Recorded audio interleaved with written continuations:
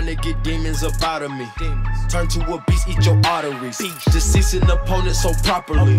Unleashing the dark side, what got to me. We come to take this shit over. Foot on the gas, hit a motor.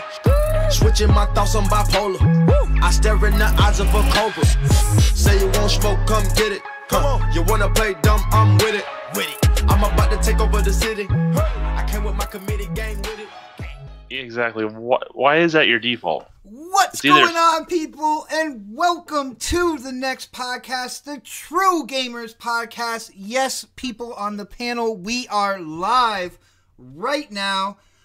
Another Saturday night in the books. I gotta say, I know I checked out Inside Xbox. I believe at least one other person checked out Inside Xbox, and we're gonna have our thoughts about that, plus all the other gaming news that went on during the week. But you know, before we get into that, we gotta do the intros, and I'm gonna start off with the man himself, the angriest of otters, the guy who saves the world at least 50 times per week, Dark Optimus! Hey, what's up, everyone? Glad to be here tonight, you know, ready to get in these topics, dude. We got a good list going on, so... Nice. And I'm making sure that everybody's mic, because, you know, I have a habit of muting us all at the beginning of the show, but it looks like we're all good, man. It looks like... Why do you gotta show K-Mega's gameplay, you know, when I'm talking? Well, see, what the heck? Thank you for the segue, and it wasn't even planned, but what is going on today? Me and K-Mega are going head-to-head for the best gameplay for February. So we have the two weeks which he won, which are going to run back-to-back, and I figure I'd let him go first because that's the kind of gentleman I am. And then we're going to have that fire gameplay from yours truly, King Neutral, after that. And then people at the end of the show are going to be able to vote whether it's going to be K-Mega that holds the crown for February, or is it going to be the king himself who wears the crown. So that's what we're doing tonight when it comes to the gameplay. Dark, who you voting for? You know you're voting for me, right? Well, I think K-Mega's gonna dethrone you, so... Listen here, I think we should boycott the vote. None of us decided this was going on. This is just happening behind the scenes. These guys are fighting over a participation trophy. Yeah, this I am how their friendship's gonna end. I am the mad scientist behind the curtain, like pulling all the levers and hitting the buttons, man. It's what I do, yeah. But on that So you're the dog from Silent Hill? Oh wow. Thanks K-Mega. Appreciate that. Appreciate it. All right, well, let's move on down the list. Since we got Dark out of the way here, let's go to the gamer that's coming live from the 405. And you know, he's just trying to talk to the intelligent gamers out there. And I don't even care if he doesn't use that anymore for his intro. I think it's really cool. And I am talking about my brother, K-Mega! I see that you don't listen to any of my videos. Thank you, Bud. I appreciate it, because I do say it every you damn say intro. Say it in like a male Sade sexual way that I just don't want. Man, I said, man, look, I have female listeners as well. I just say it's smooth. You do? What's your demographic, man? He's like licking his lips when he says it too. You know what? I was more shocked that he actually does videos. From the 405. Where I'm just the intelligent game. Well, see, I fucked it up. See, you got me messed up right now because you said on the spot, man. I tried to lick my lips and it just didn't work like that. That's just not how it works. See, vote for Xbox because K-Mega's not clutch. So vote for Xbox. There you go. Oh, I'm very clutch. Anyway, I'm clutch, man. But anyway, so yeah, man. So glad to be here as usual. Look, man, I don't know what Bot's concocted over there. You know, he's trying to do everything in his power to take me down. It's just K-Mega's moment right now. You know what I'm saying? So I appreciate all the people, all the listeners out there that has voted for me. Please let it continue and just show Xbox. Look, they got to just step their game up. I come with variety. I never brag and say that I'm the best gamer at anything, but I just bring that. This gameplay. Footage is definitely showing it. But see, that's all right. Look how they talk bad about me. But let's go ahead and go, man, because I know Fred is waiting to do his intros. I mean, because my God, I think K-Mega said something about stepping up with the gameplay, but when we were looking at that SSX, man, all he was doing was having the character on his ass. All right. Like, what about that Zyba? What about this Zyba? This Decay Zyba, baby. I was stepping it up then. So let's Man, go. that's an A button game. What are you talking about? I'm king of the A button, man. What can I say? Nice. Well, since we're talking about gameplay, it's time to introduce the man that for some rhyme or reason gets no respect from the community when it comes to his fire gameplay. And of course, I am talking Predator! What's up? That's it? Dude, I'm salty. I put Look I here. put the vote for Look. Fred. No. Hold on. Right? Because this week's gameplay is this little thing you try to pull is some bullshit. Because everybody knows out there that I had the best gameplay for the entire month of February. Like, y'all might have won, but my gameplay collectively is better than all of y'all. I'm just gonna put that out there. Now we can go ahead and move on. I'm happy to be here. I am a Predator fan when it comes to this gameplay, but damn, man, you're taking it to another level right now. I don't know. I'm angry. I'm otter angry. Yeah, I'm otter angry. Nice. Hashtag otter angry. Sometimes you gotta be. With that being said, let's introduce the developer that's on the panel. You guys know who I'm about to introduce because your lights are definitely flickering right now. It is time to stand up, show that respect, kiss that ring, the Don. Hey, what's up, guys? This is the only podcast where a gameplay is not an equal opportunity. You select, get to choose who's being broadcasted. But yeah, let's do the podcast today, guys. Well, how about this? Since it's between me and Mega, even though I thought this was a fair thing, man. You know what? I'm gonna skip that. I'm gonna wait till later, man. We got a lot of stuff to talk about, and not equal opportunity. Anyway, I'm just gonna that, push it to the side, and let's get into the topics because Xbox did something today. A show came out today that a lot of people were looking forward to. A show called Inside Xbox.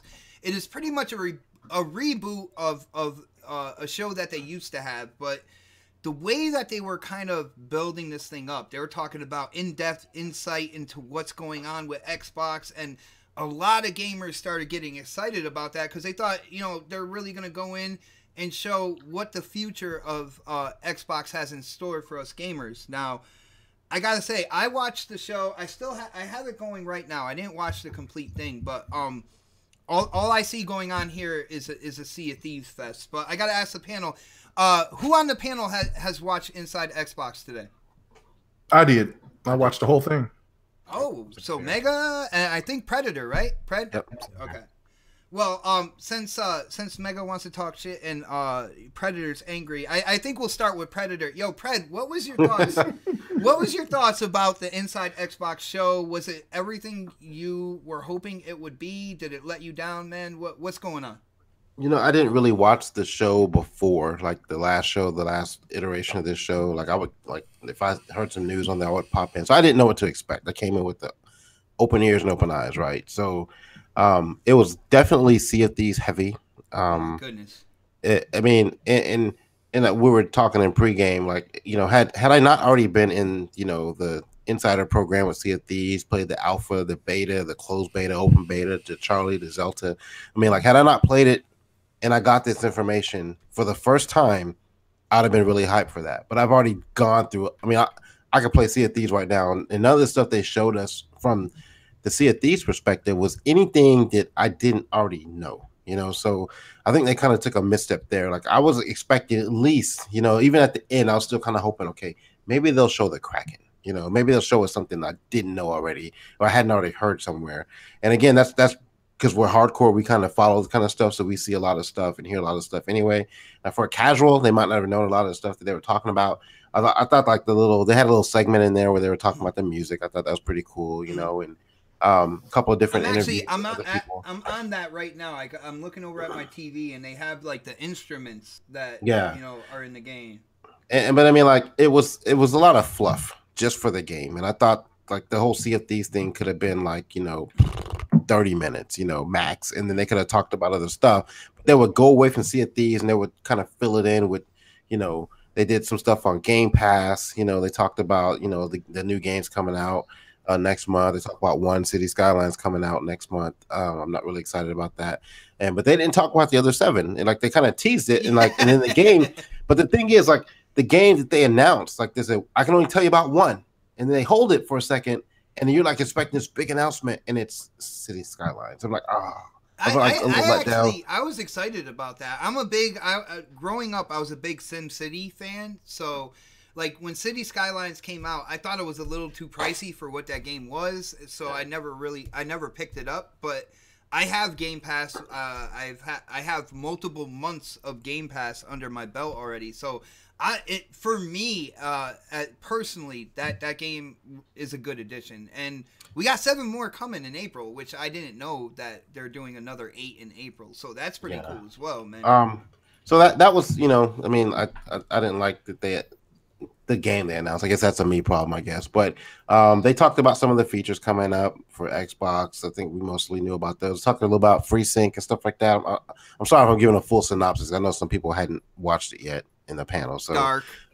Spoilers. Well, you're not missing anything, trust me. But there was they talked about a couple of games that are coming out, but they're like smaller, low budget games.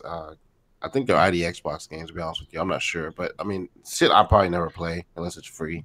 But I was underwhelmed, and I thought that this was a perfect opportunity to have a stage. They could have talked about, I know this is a monthly show if I'm not mistaken, but I think they could have probably talked about State of Decay just a tad bit, mentioned something about that. I mean, we were talking about this in pregame, this is their stage. They should be, especially for the first episode, they should have went balls to the wall in the first episode to some degree about games that we already know about. Give us an update on something like Ori. Give us an update on, which I think is a ways off anyway, but give us an update on Crackdown or something, something. But it was just all Sea of Thieves. And I think that's where they misstepped. They could have given us, the bread and butter was just Sea of Thieves. And I really wanted more on my plate than what they showed.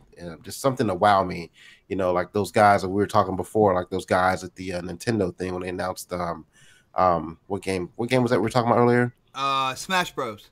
Smash Brothers, and they had that video out, and those kids was going crazy, like and it was just a logo with shadowy figures underneath the logo, but it was a tease. It was something to show people. And I want that moment, and I want something like that. I want to be like, oh fuck yeah, but I haven't had that from Microsoft.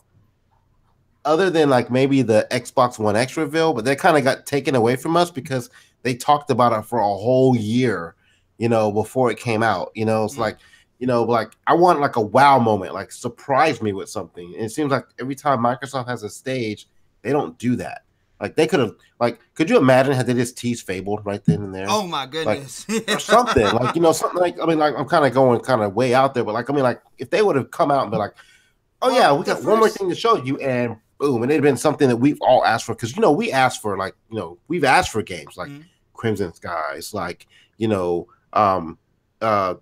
Fable, we've asked for games. Splinter Cell to be exclusive, the next Splinter Cell coming up. I mean, and I know they're not going to listen to us and give us exactly what we want when it comes to those sort of games in general, but that's what gets us excited. When PlayStation fans get games they've been asking for, they get hyped. Want E3 announcements? No. I don't want E3 announcements.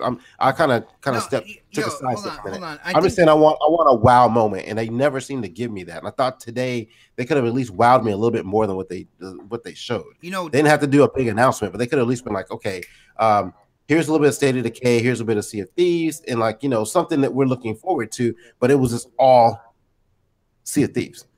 We've been talking about Sea of Thieves since January, since the alpha came out. So let's move on. Damn, we got other shit coming out. Pred, you are angry tonight, man. You are killing it. When Don chimed in, I just wanted to say to Don, I hear what Predator's saying, and it doesn't have to be if I'm hearing him correctly, it doesn't even have to be E3 announcements. I know we were talking before the show.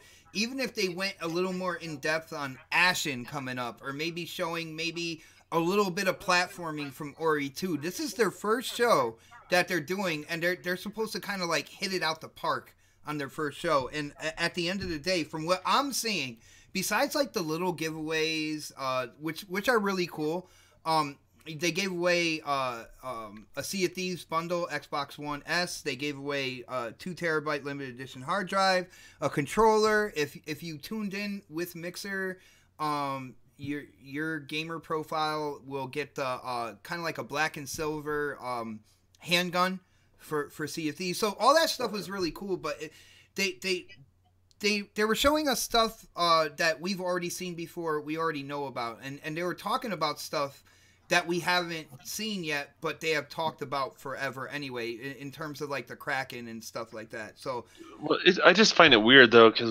everyone always, like, in the same breath they'll say two opposite things. They'll say, "Well, I've been seeing this forever, but I want to show me something way far out." What do you guys want? I'm not asking for that. Like, E3 is a time and place for that. But like in this specific show, right?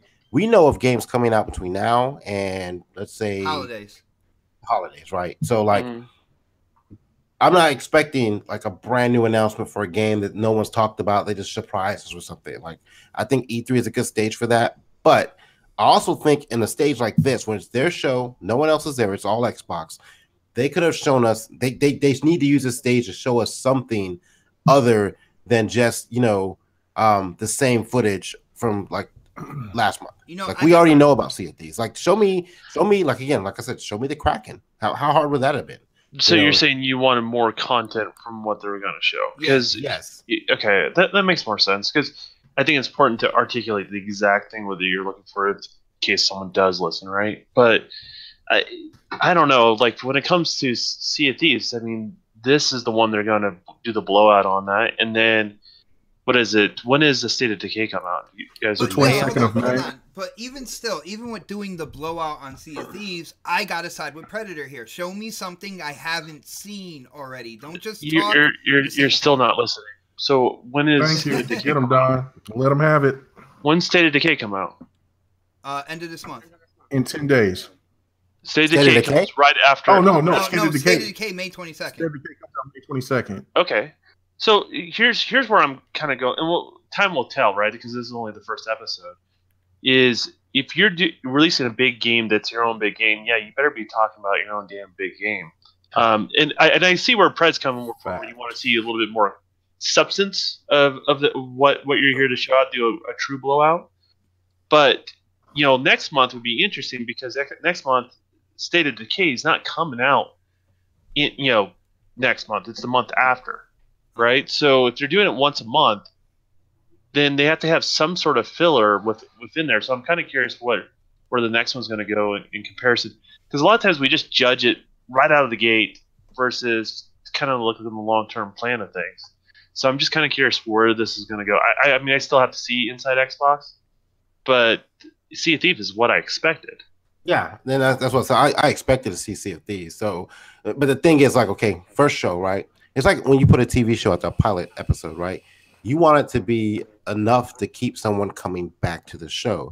I can honestly sit here and say this to you guys right now. Tell him. I will probably not watch next month's show. I won't waste that hour of my life watching next month's show. I'd rather just be like, I'll just hear it from you guys. I'll just wait for the podcast to start and get a fucking synopsis from one of you guys. But like, I'm not gonna waste an hour of my life watching some show that like they didn't wow me in the first one. You know, so like I think they could have done a little bit more than what they did. Like, again, like if I didn't know about half of this shit on Sea of Thieves, this would have been a great show for Sea of Thieves. You know, like, oh my god, I've never seen this shit. But I've seen it all. I think the difference here is Don is saying, but it's the first show, and me and Pred are saying it's the first show. Like, you know what I'm saying? Me I'm on K-Mega's on the Don side. All right, well, K-Mega, how do you feel about it as well, man? Go ahead and finish what you gotta say, Don. I was gonna say, like, I mean, how was our first show? Thank you. Amazing. It was absolutely amazing. How was we have not been able We're not to professionals. We're not professionals, though. Yeah, no offense. No offense to Pod, but how much like the last couple months after our first show? I mean, right. We had so many technical issues. It turned into such a shit show. But at the end of the day, something special came out of it, right? We went big. We went for it, and and I like where the show has ended up. But at the end of the day, like, we weren't that good. We almost had no business being on the internet. I'll be honest with you. Speak for yourself, sir. But I'll let Kim Mega go because maybe I just need to see it to kind of see where you guys are coming from. But you guys are losing me, but they lost you. So it's like they lost you, and now you're losing me. So I don't know. Dude, see, my whole thing is, you guys.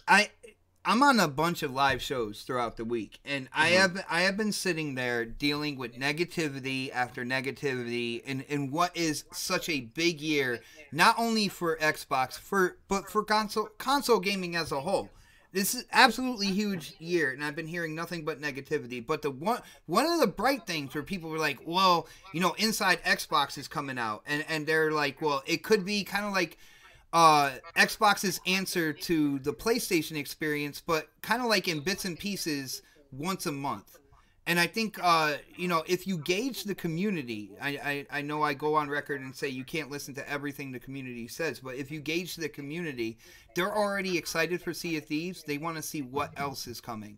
This would have been the perfect platform to do it on your very first episode, even if it was something like a little more in-depth with the developers of Ashen, a little teaser of Ori 2, something like that, showing the Kraken like Predator said, something extra, something we haven't seen or something we didn't know. And it's almost like you're describing February's episode, not this month. Because I mean, I would 100% agree with you if this is what they would have showed in February, right? And you know, they didn't really have anything else. And next thing you know, you have more Sea of Thieves, obviously, this month in the blowout. Hold on. Is K Mega using the GRG podcast to talk about his gameplay?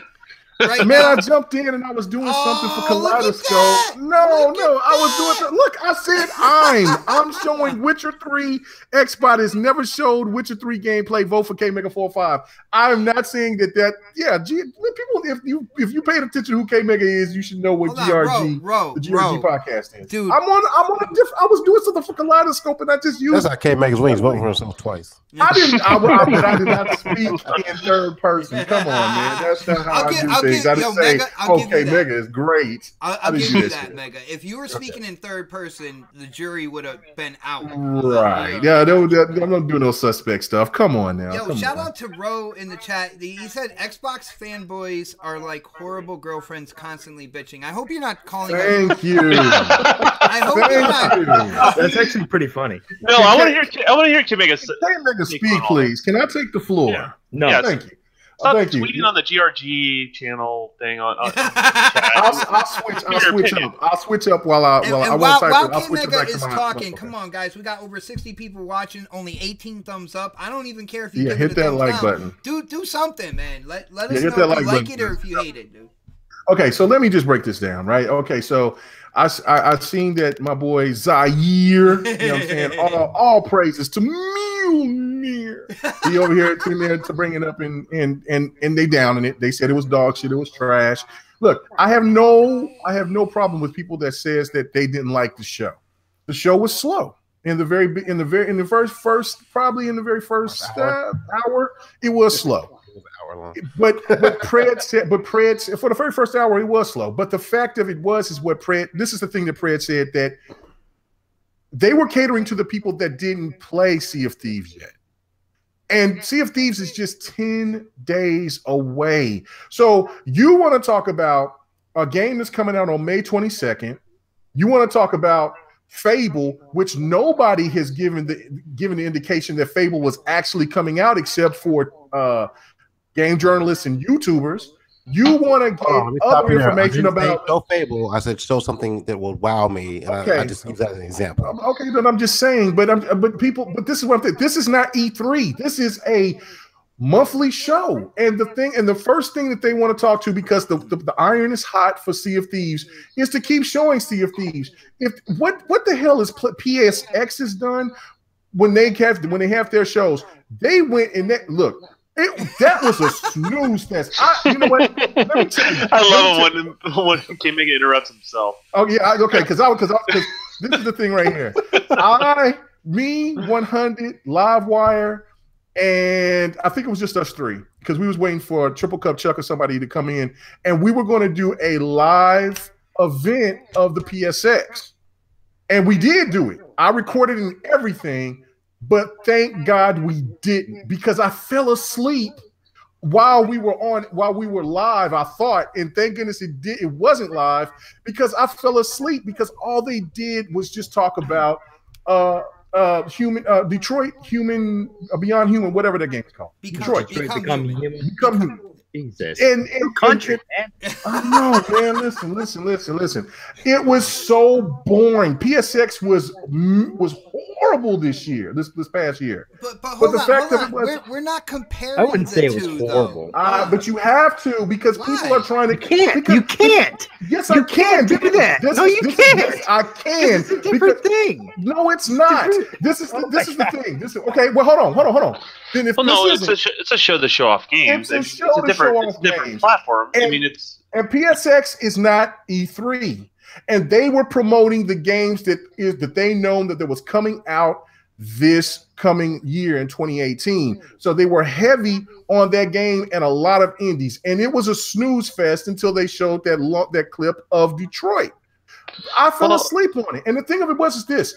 This is not an E3 event. This is an Xbox event a show that's going to cater to the games that people may not have known about, or they've known about it but hasn't seen or played the beta. So of course it's going to be boring for everybody who's already played the game. But for others that were sitting there watching it, that was saying, that's cool. I didn't even know everybody was talking about the water. I couldn't believe it until I seen it. Those are the people that they're trying to attract. I do want to give a huge shout out to our boy Jamie Moran, who one of his tweets actually got on the show, where he was showing a picture of Sea of Thieves, and it had his name, big bold letters right in front. So huge shout out to Jamie for making it on the first episode of Inside Xbox. I thought that was hot. But dude, when it comes down to it, like I don't know. You're talking about catering to people who haven't played, but they're not saying anything they haven't said.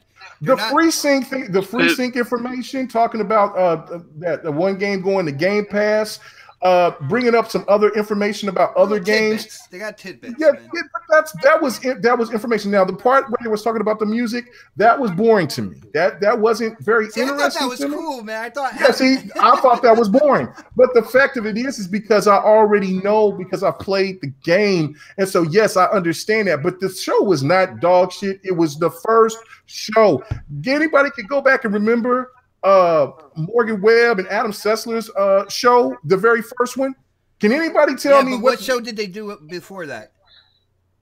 I can't remember the name of it, but what was the show? But Kimmy, I'm going to ask you a question. Like, so this is more comparable to like a Nintendo Direct, I would say, than the PSX.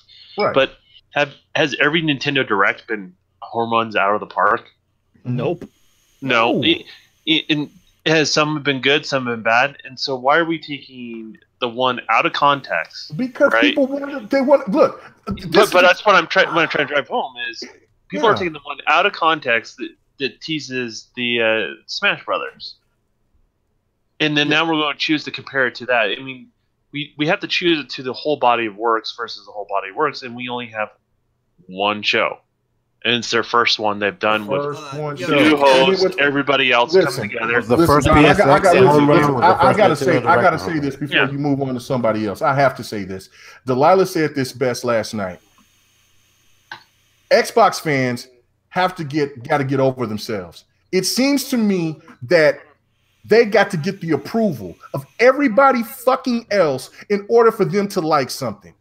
You are one of the this is the thing. This is pissing me off because look, the show. No, it wasn't glamorous. It wasn't the best show that we've ever seen, but it's at least something because we've been asking for something. And you know what? And these guys listen to our feedback, and if they see that the show didn't resonate to the hardcore with quotations in the fucking air, then they might make some changes. But the fact of it is that I am tired of this bitching. I am tired of this fucking moaning. You heard me on BGST, man. I was right there with you. I am sick of it. If you don't like what Xbox is doing, then step the fuck off. Because god damn it, because enough is enough. I am tired of this whiny, crying, bitching. Enough is enough. Look, if you like it, you don't, or if you do, you don't, you don't. I'm not judging you on what you think that is great and what is not. But I'm tired of you saying that I am an Xbox fan, but everything that Xbox is what they're doing is not good enough. Then fucking go somewhere else. Yo, Mega, we don't need it. Mega, we don't need that negativity. God damn it. I am in that boat with If you, somebody, man. goddamn it, if somebody can go and promote a goddamn cartoon game, and they go out there and if they can promote a cartoon game where you can shoot fake titties and fake ass, and they say that is the greatest thing next to God, how the fuck are you going to sit there and tell me that if you got people tripping out over a screenshot of Smash Brothers where you see a goddamn cartoon character with a damn eyeball showing the symbol, and they get hype, and then you want to sit there and when they trying to show you something, are you that fucking insensitive or not understanding about their least trying? Yo, Mega, check this out. Check this out in the chat. Let me catch my breath.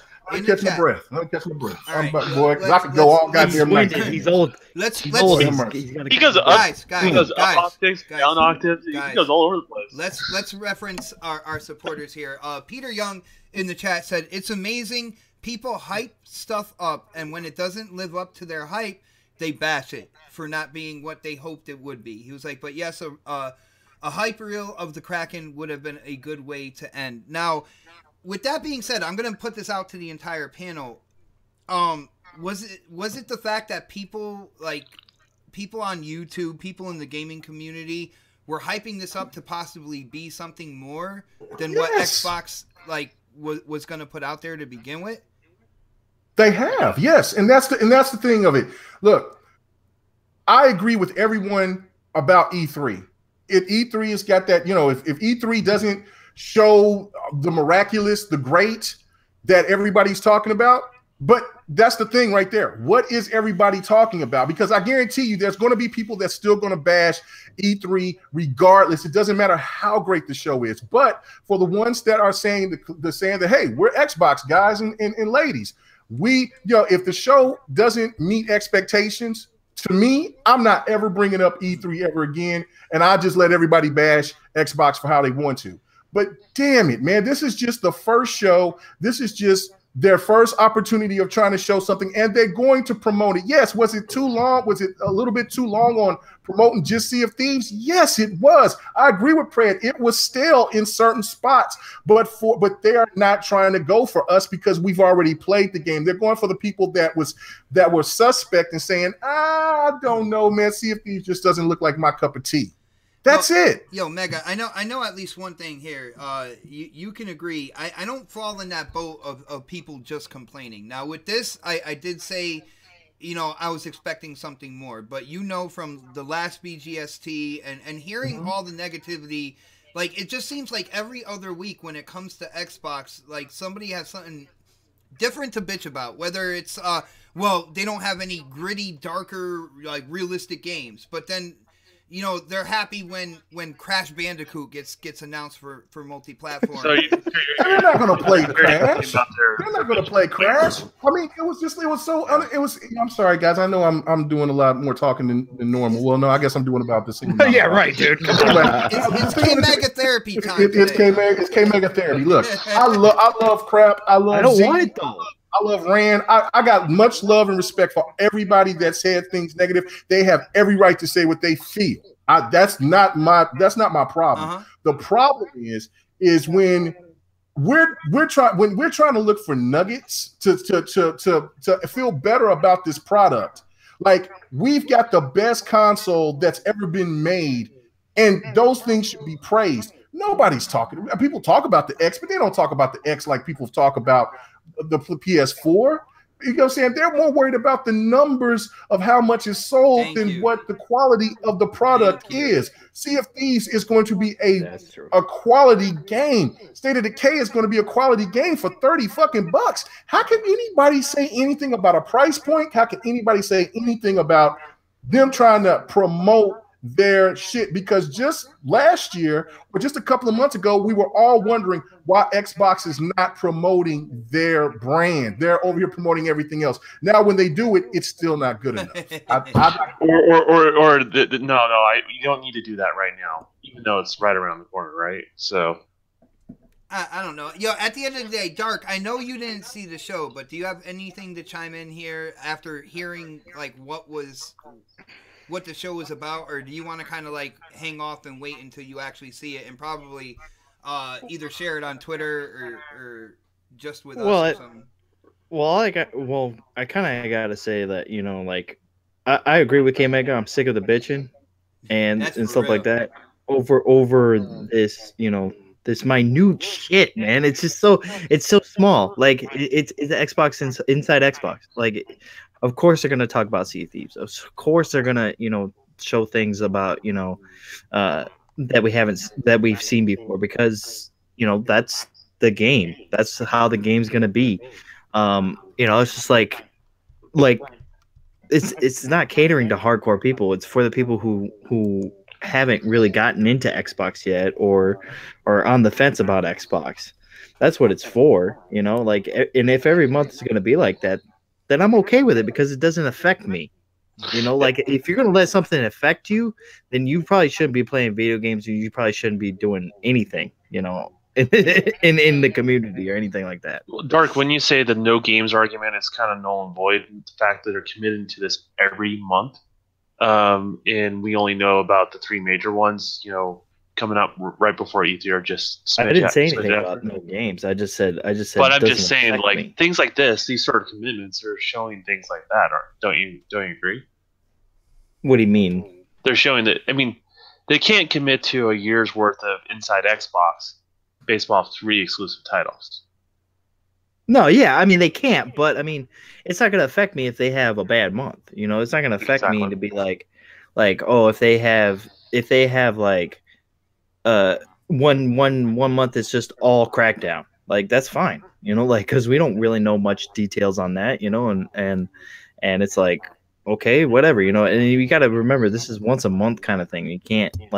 You can't think of it as like, oh, it's once a week. If it's coming on next week, then I'm not going to watch it. Like, next month, guaranteed, you guys are going to be watching it, because you guys are going to be like, oh shit, I probably should watch it, because you're going to change your mind. And that's what we do. We're human beings, man. We change our minds about shit, and that's that's the beauty of it. I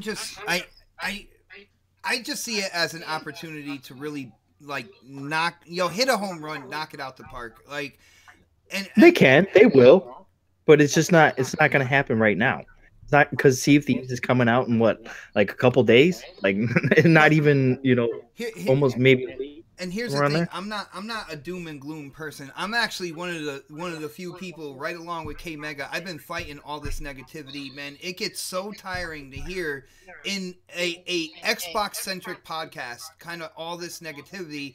When it's all said and done, you look at the common sense about things. Like they took care. Phil Spencer took care of 2 of the 3 things he said he was going to take care of. So I have complete confidence that he's going to take care of the 3rd one. There are games in development.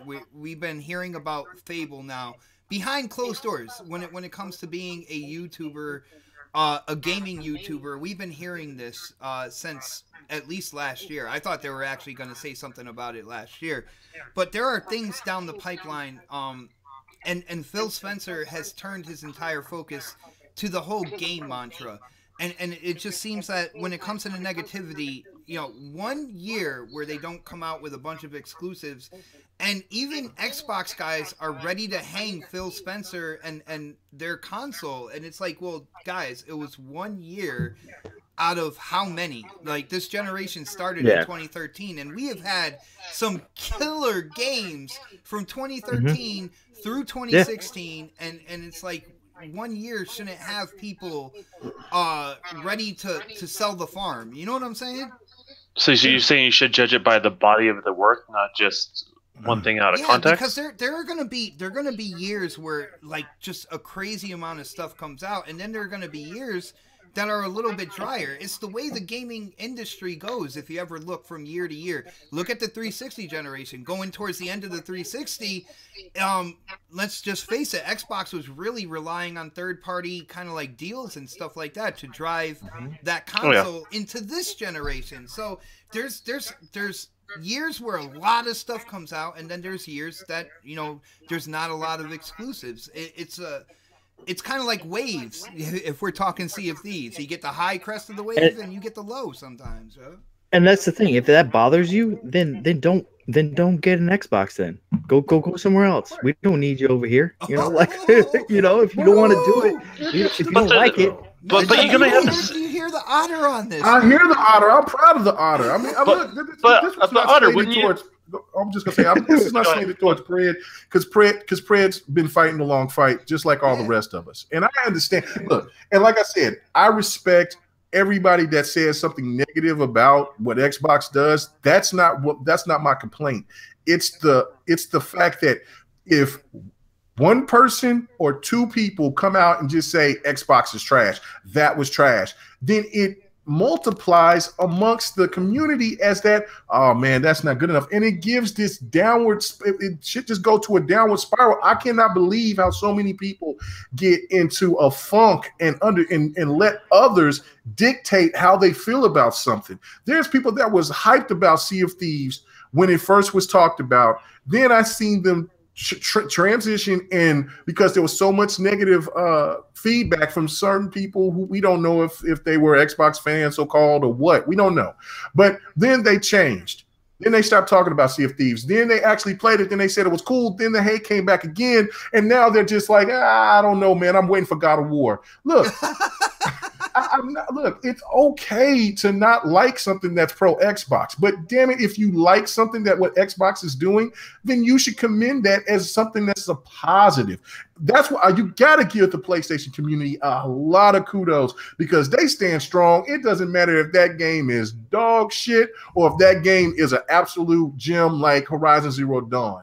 You got to commend the Nintendo group out there because they get hyped and supercharged over Smash, and everybody else is feeling not. Yeah. Yo, Mega, at the end of the day, I'm pissed. I am so pissed. At the end of the day, with this generation, what has happened is it has become in fashion to critique Xbox to any extent. Yo, when they do come out with something that's like, oh my goodness, yo, when they showed Ori 2 at E3, when they showed like that to me that was a jaw-dropping moment. Like you had those hand-painted freaking graphics, you saw the turtle, everything like that, and they showed that a sequel was coming. That's where an Xbox gamer should be like, oh, you know what I'm saying? The way those Nintendo gamers were kind of doing, for Smash Brothers. Now, Smash Brothers is a very popular game when it comes to Nintendo. It's one of those franchise games. But at the end of the day, this generation,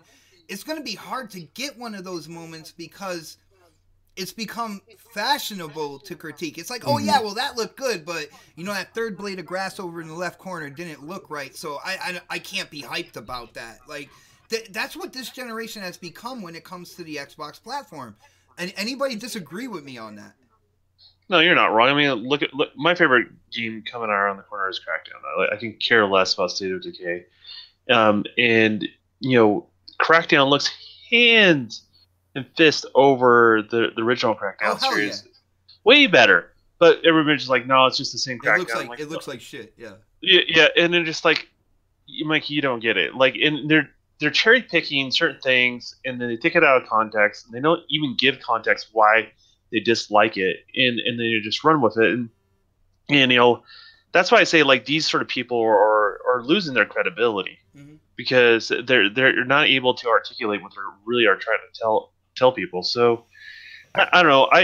It does get a little frustrating, but I don't think that shouldn't bother us. I think we should be a little bit more balanced. There's nothing wrong with critiquing, but I don't want critiquing not to go away because I think that's essential. But it's become overly like insane. Like the whole fact that 2017 was a less than stellar year in terms of exclusives for this platform. But now people are like, it has no games. It takes it to that next level. Instead of being honest and using common sense, and it's like, well, 2017 was bad. What's going on with 2018? Oh, 2018, they already announced 4 games coming out this year. What's going on for the future of that? Instead of being excited and seeing that, with 2018 could be, it's that turnaround from what happened in 2017, and to be excited and to see what's going on in the future, they just fall back on it has absolutely no games, which is bullshit. It's absolutely bullshit. Well, yeah, I think when you had the reaction to Crackdown, I think end of last year, and that's what you're seeing the same thing I said. So like, look, they have one bad year. They pushed the content back. They didn't cancel it. They just pushed it back till it was ready, and we don't know exactly the terms and conditions of why it wasn't ready, but they did did push it back, and you gotta just kind of take things for the face value of what they are. And that's why I say I'm not gonna take Inside Xbox out of context.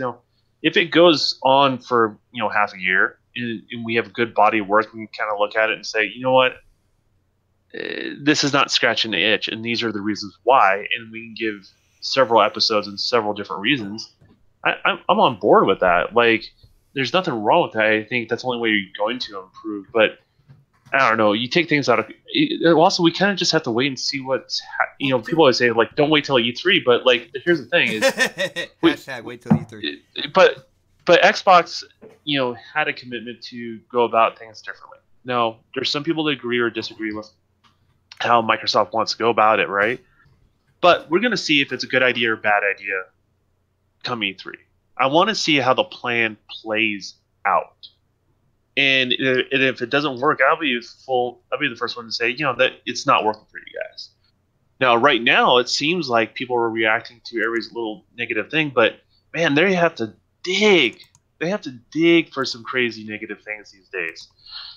Because you compare this year, beginning of the year, versus any other year on Xbox, they always had some major game cancellation going into the next year, and that's all things people talked about up till E3. They don't have anything like this E3, so people are just looking desperate these days. Nice. I mean, at the end of it, we can make a whole show about what has gone on with Xbox this generation and how people critique things. I mean, if you look at even just what they said at this past E3, that was critiqued. They're like, well, where are the AAA games? Even though they showed 42 games, you know what I'm saying?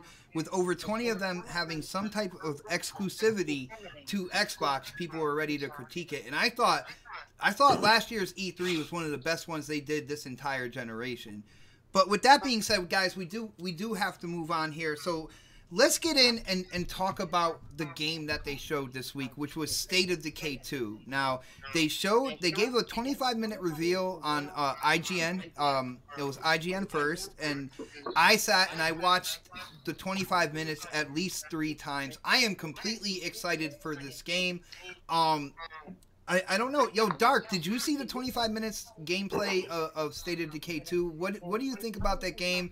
And what do you think about the price point? Because a lot of people thought this was going to be a $60 game, and it turns out that the standard edition is going to be $30. Let us know how you feel about all that, man. Yeah, man, I haven't watched the 25 minutes. I usually try to stay away from that kind of stuff. I am going to put you in the corner, I swear. Well, dude, I just try to stay away from that stuff because, I know I've played the first State of Decay, and I like that game, and I know that it's going to be enhanced. It's going to have the same, kind of, look to it. So, I know that it's going to be, something right up my alley that I want to play. And going off of the price point, man, the price point I think is perfect. And it's coming out at a good time too. May 22nd. I mean, that right there is perfect because then that means, you got the whole summer to really co-op with your friends and have a good time, killing zombies, things like that. The $30 price point for the standard edition is good. That goes to show you that that it's not full. It probably won't be. It's going to be AAA, but I don't think it's going to be like what people are expecting. I think it's going to be more along the lines of like how the original was. And that's perfect to me. That's fine. I'm okay with that. It's just going to look prettier. It's going to probably mechanically be better. And then there's that $50 Ultimate Edition, which is like awesome. Like I'm like super hyped for that because I'm like, I played the first one. I love the first one. I want to play this one too, and I'm definitely gonna pick up that $50 version because, I want to show support to the developers over there at Play Dead Labs and or Undead Labs, sorry. And they're doing their thing over there, and I'm excited for this game, man. Nice. When you said, like, to me, it looks like the first one on steroids. You can tell that they did. It's a definite graphical upgrade. There's certain little things about the game that I really like. The fact that, you know, you're bringing in your characters. When it comes to multiplayer, you're bringing in your characters from your single player experience into multiplayer, and you're bringing in your inventory from that game as well. Now, you could get more, you know, inventory from playing in the multiplayer, but it's got like that idea or the sense of concern when it comes to your character and the things that you have and bringing it into multiplayer. You care about your character and the stuff you have, and that's something that, you know, you don't get a lot of in video games. And no, you don't. Just the atmosphere Make you alone. feel. It's gonna make you feel like you accomplished something if you have your character for, you know, a couple months or you know, even like, you know, a couple of weeks or whatever. Mm-hmm. You're gonna be like, dang man, you know, I'm being a beast, and then all of a sudden, as soon as they die in like multiplayer, you're gonna be like, no, you know, you're gonna be upset about it, but at the same time, you're gonna be able to go on and play as a different character too, and that's cool, you know. Nice. Now, I want to hear what the developer on the panel has to say about this as well. Yo, Don, did you get a chance to check out the gameplay for State of Decay 2? I have. This game's not winning me over, man. The first one didn't win me over. This one's not winning me over, but I think that's going to be indicative of Xbox's lineup. Is they have a diverse lineup, and not all their games are going to be for everybody. They're not going to all be bangers. That spreads across their whole entire user base. I think certain users are going to gravitate towards one product versus another, and I think State of Decay is one of those games. And I might be just zombie fatigued as well. As soon as I see any zombie game on any platform, I just take a nap. I walk away. I treat it like a television commercial. I am not interested in anything related to zombies right now. All right, I got you, man. Well, what in terms of like game development, what did you think about the graphics, the art style? Like, because there are like I said, there are people out there that want kind of like that darker, grittier, more adult style game, and to me, this has it, but it's still colorful and it's still something cool to look at on your screen as well. What do you think about like the graphics and everything on it, man? Well, it's kind of what I expect for State of Decay. Okay. You know, if it looks like a State of Decay game, you look at the first one, right? It was pretty. You know, we went from last gen where everything was kind of gray and drab worlds, and there was this push towards things being a little more colorful. Mm-hmm. I remember last generation, and State of Decay was part of that swing towards more colorful things. You know, just more vibrant worlds, and it was a zombie game, right? Yeah. So it had this interesting contrast, and this is just like more or less kind of the original DNA that I've seen from it. Kind of almost like we talked about Crackdown earlier, right? Crackdown looks like Crackdown. State of Decay looks like State of Decay. Yeah. And as far as that goes, and I'm okay with where they're going. I mean, otherwise you would get kind of almost what was the zombie game first came out this generation on Xbox. DR3, Dead Rising 3. Dead Rising 3. Yeah. You know, a lot of the critiques of that game was it just like it didn't have that same sort of color palette, the same color DNA as first come out, because it was a little more grittier. It was a little more, you know, going for that real look. Mm-hmm. And I think a lot of the users that liked that game were you know, there were. I'm sorry, I'm like tired, but so all my thoughts are not all together. But it really turned people off, I think, initially, because they're like, well, this doesn't look like what I expect from the franchise. And you look at what Undead Labs are doing here, and it looks like the franchise. You know, you look at it, it's like that's State of Decay. And so, you know, they've done well to their user base. I think they improved on everything. I think everything they've done is a better game. It's literally on the mark of what I was expecting. I wasn't putting this game in that AAA category ever. Anytime when people talk about Microsoft's lineup, I don't think I've ever talked about this game because I generally wasn't interested. But I know other people are interested, and they're going to enjoy it. It's probably going to be better than their previous one, so I just don't really see where the complaint is. I think people just want it to be a AAA game, but you can't wheel a game into that upper echelon. You can't. What I think people just took the fact that they were putting it together with Sea of Thieves, and they were talking about Crackdown, and having like the 4 exclusives. I mean, Forza Horizon hasn't been announced yet, but it's a no-brainer because they come out with Motorsport one year, Horizon the next. That's kind of like their model for releasing these games. So we know, like, we can basically assume that Horizon is coming out this year. So having those 4 titles, I think people were expecting them all to be those $60 titles. You know what I'm saying? And I mean, expectations, man, they can bring you up and they can let you down as well. As far as the game goes, for me, I'm excited for this. This looks like the zombie horror survival game that I've wanted. In terms of working together, getting stuff done, even down to the animations, being able to grab a zombie and kind of like flip them over your shoulder, and while they're stumbling around, jump on top of them and do what you got to do in terms of taking out that zombie. I think they did a really, really good job with the player animations, and I don't see anybody talking about that. No, they just want to take things out of context. It's that same thing that K-Mega talks about. People take certain critiques out of context. They forget all the good that's going on in relationship to it, and then they run with that because they find a chink in the armor and they just kind of want to drill that home. And as I said, this is not my game. Really isn't. But I can see, like, for example, snaps in you, and then you and have the community evolve. Like, occasionally drop in, drop out. Yeah. Like, you guys are gonna have a blast. Like, there's no doubt in my mind that when I see a State of Decay, and if you guys didn't know about it, and I knew you guys just through association, I would say, hey, Xbot, you really need to try out State of Decay. I think this is your game. And I wouldn't keep that from that. I think there's importance to when you're not into something, but still treat it with some sort of respect. I mean, these are people's jobs. These are what people put their blood, sweat, and tears in.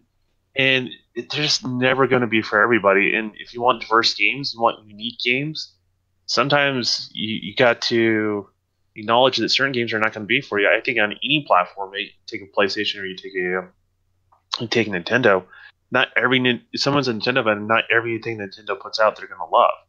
Same thing with PlayStation. If you're a PlayStation fan, there's certain games you're just not going to like on that platform. It doesn't mean you hate the platform. It just means there are certain games and there's going to be, for you as a gamer, there's going to be dry spells.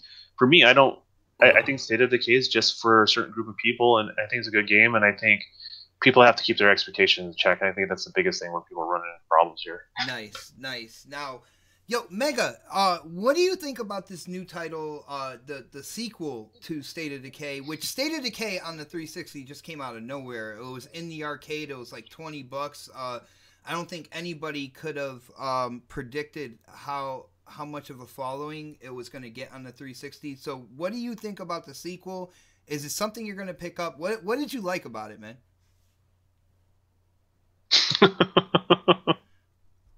Okay. Wait for it. And he's either on mute or he passed out. He's making you hear me? There he is. We got you. Okay. Yeah, my mic is tripping. Anyway, because I was over here talking when you said I was listening. That's all right, You know what I figured out in the gameplay itself? When I put all the gameplay together, I had this huge black spot in between my 2 gameplays that I had. Mm-hmm. So I had to jump in while everybody was talking, go back into the files, pull out my second winning gameplay, and put it on, which is what I'm seeing now. Trash. He's a pony. Vote for Xbox. He's pony bot.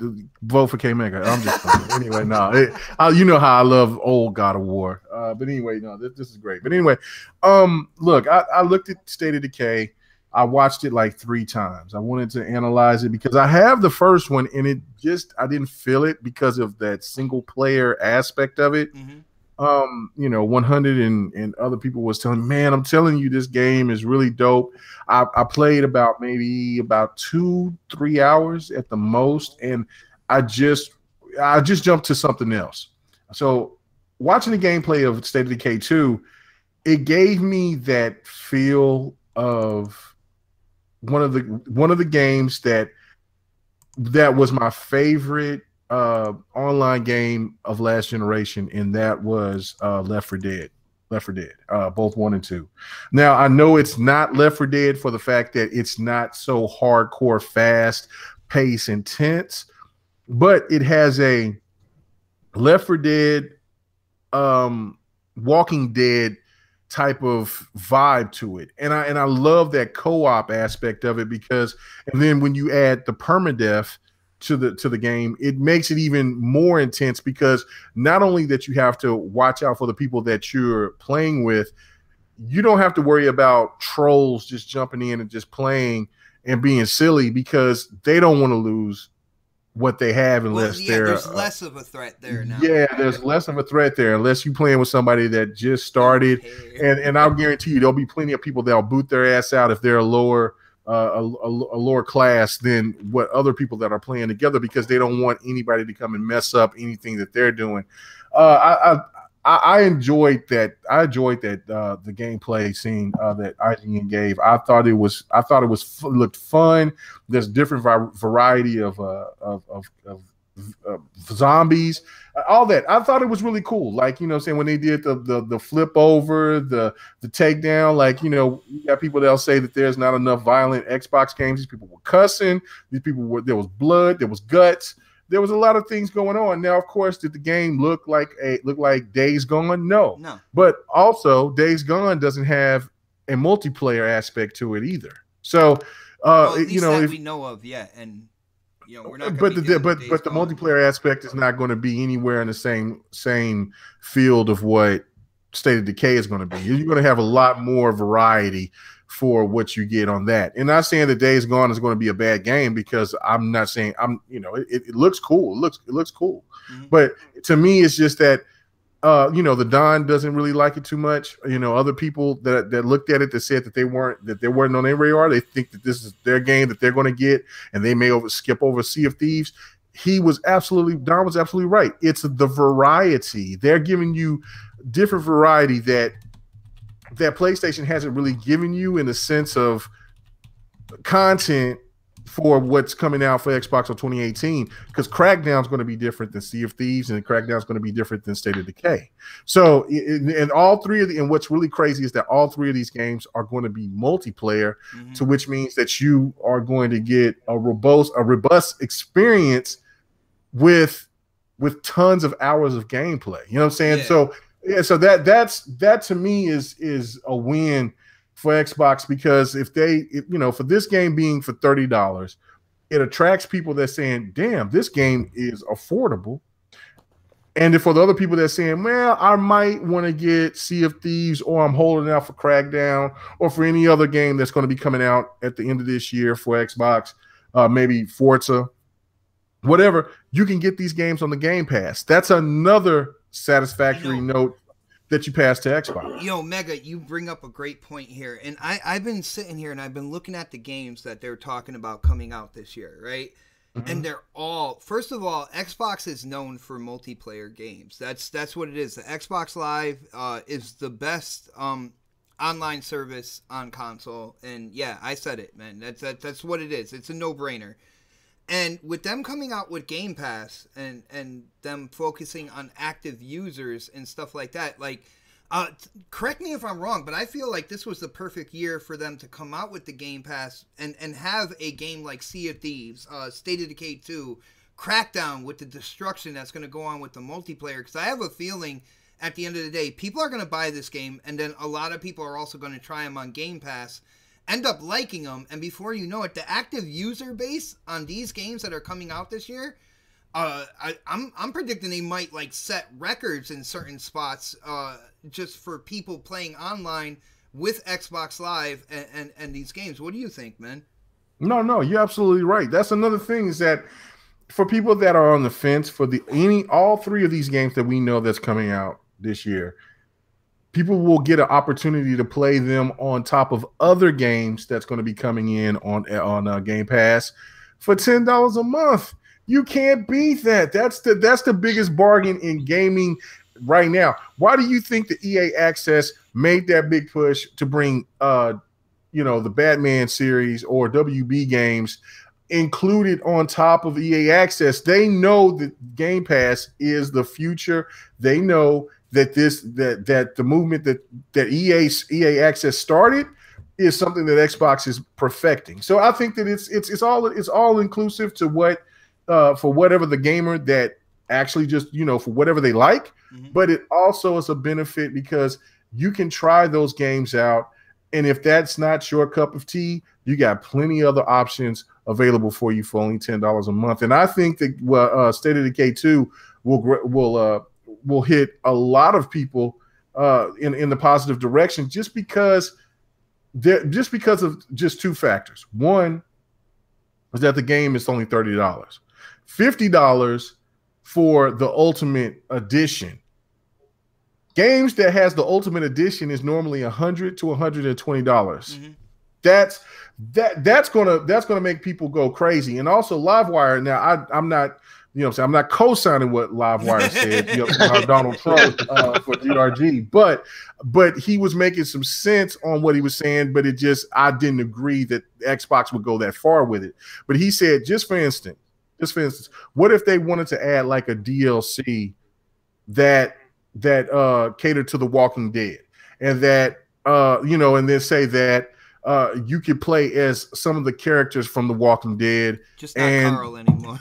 yeah, just not Carl or any other many people that's dead. But just it was just hypothetical. I mean, he went a little bit too far with it, to kind of make it like it was believable, and I was like, come on, stop it. And I had to put the dolphin on his ass. But the thing of it was just that it makes perfect sense. Like, they can add the more people that play that game and get interested in it, they can add tons of DLC and things of that nature for people to keep on playing it. We heard that there might be a horde mode in that might just turn on a whole bunch of people that just want to go in and just kill tons of different zombies. So I think the sky's the limit for that game. Okay, Mega, let me ask you this about the price. And we've seen this time and time again. What about game gifting? Like, here's the thing. It's like, if a game is $60, someone's like, I don't know. But if a game is like $20 or $30, and the meat and potatoes of that game is, say, basically multiplayer, and you have one of your buddy that's on the fence, how likely is someone going to just go ahead and just game gift that, right? Just hop on in. I'll spot you $30, no big deal, right? And get you on in. And I think a lot of the game gifts that I've received, which I'm grateful for all of them, have been because of either A, they've been on sale, or B, it's because there's just a price. You're like, what's $20? So I can play with a couple buddies, right? And that's kind of how it goes. And I'm going to be the same. I'm probably going to be the same with Crackdown. If Crackdown's like $20 or $30, which I don't think it's going to be, but if it is, I guarantee I'm going to be spending more than my $50 or $60 in just getting that game gifted to other people, just so we can play co-op. Right. And I think that's one of the things that State of Decay or having that lower price point does bring to the table. So that is a great point in terms of game gifting, because I know, at least in this community, and I am so proud to be part of this community, because I've seen it time and time again, whether it's PUBG or a bunch of other games. I've seen so many people within the community. Somebody is like, man, yeah, I don't have the money for it this week. Bills piled up. I can't do it. All of a sudden, you would see them on Twitter, like, this person just gifted me PUBG or something like that. So that is a great point, especially within this community. And I do have to say, when it comes to this community, huge shout out to Chris Hughes in the chat right now. He said, great show. My blood pressure is normal. Positive game talk, basically, and a huge shout out to him. Thank you so much for that. I really appreciate it. But that is a great point, Don. I didn't even think about like game gifting and with this community. Well, that's how PUBG happened for you. You were right there, like, I think, or you at least Mel was there, right? And she's like, you gonna play PUBG? I'm like, and I wasn't interested in PUBG. I wanted it to be more of a finished title before I hopped in. And then, how Blades is, and he's like, no, you're not. You're playing with Snapchat right now. And so the game downloaded, and it wasn't even a big download, so obviously it was up and going pretty quickly and stuff like that. And we played PUBG, and I liked the game, and and I recommend it to others. You only like the game with no pants on. Let's be honest. Well, it's enhanced without pants. So. But yeah, no, gross. That's a great point. I'm excited for this.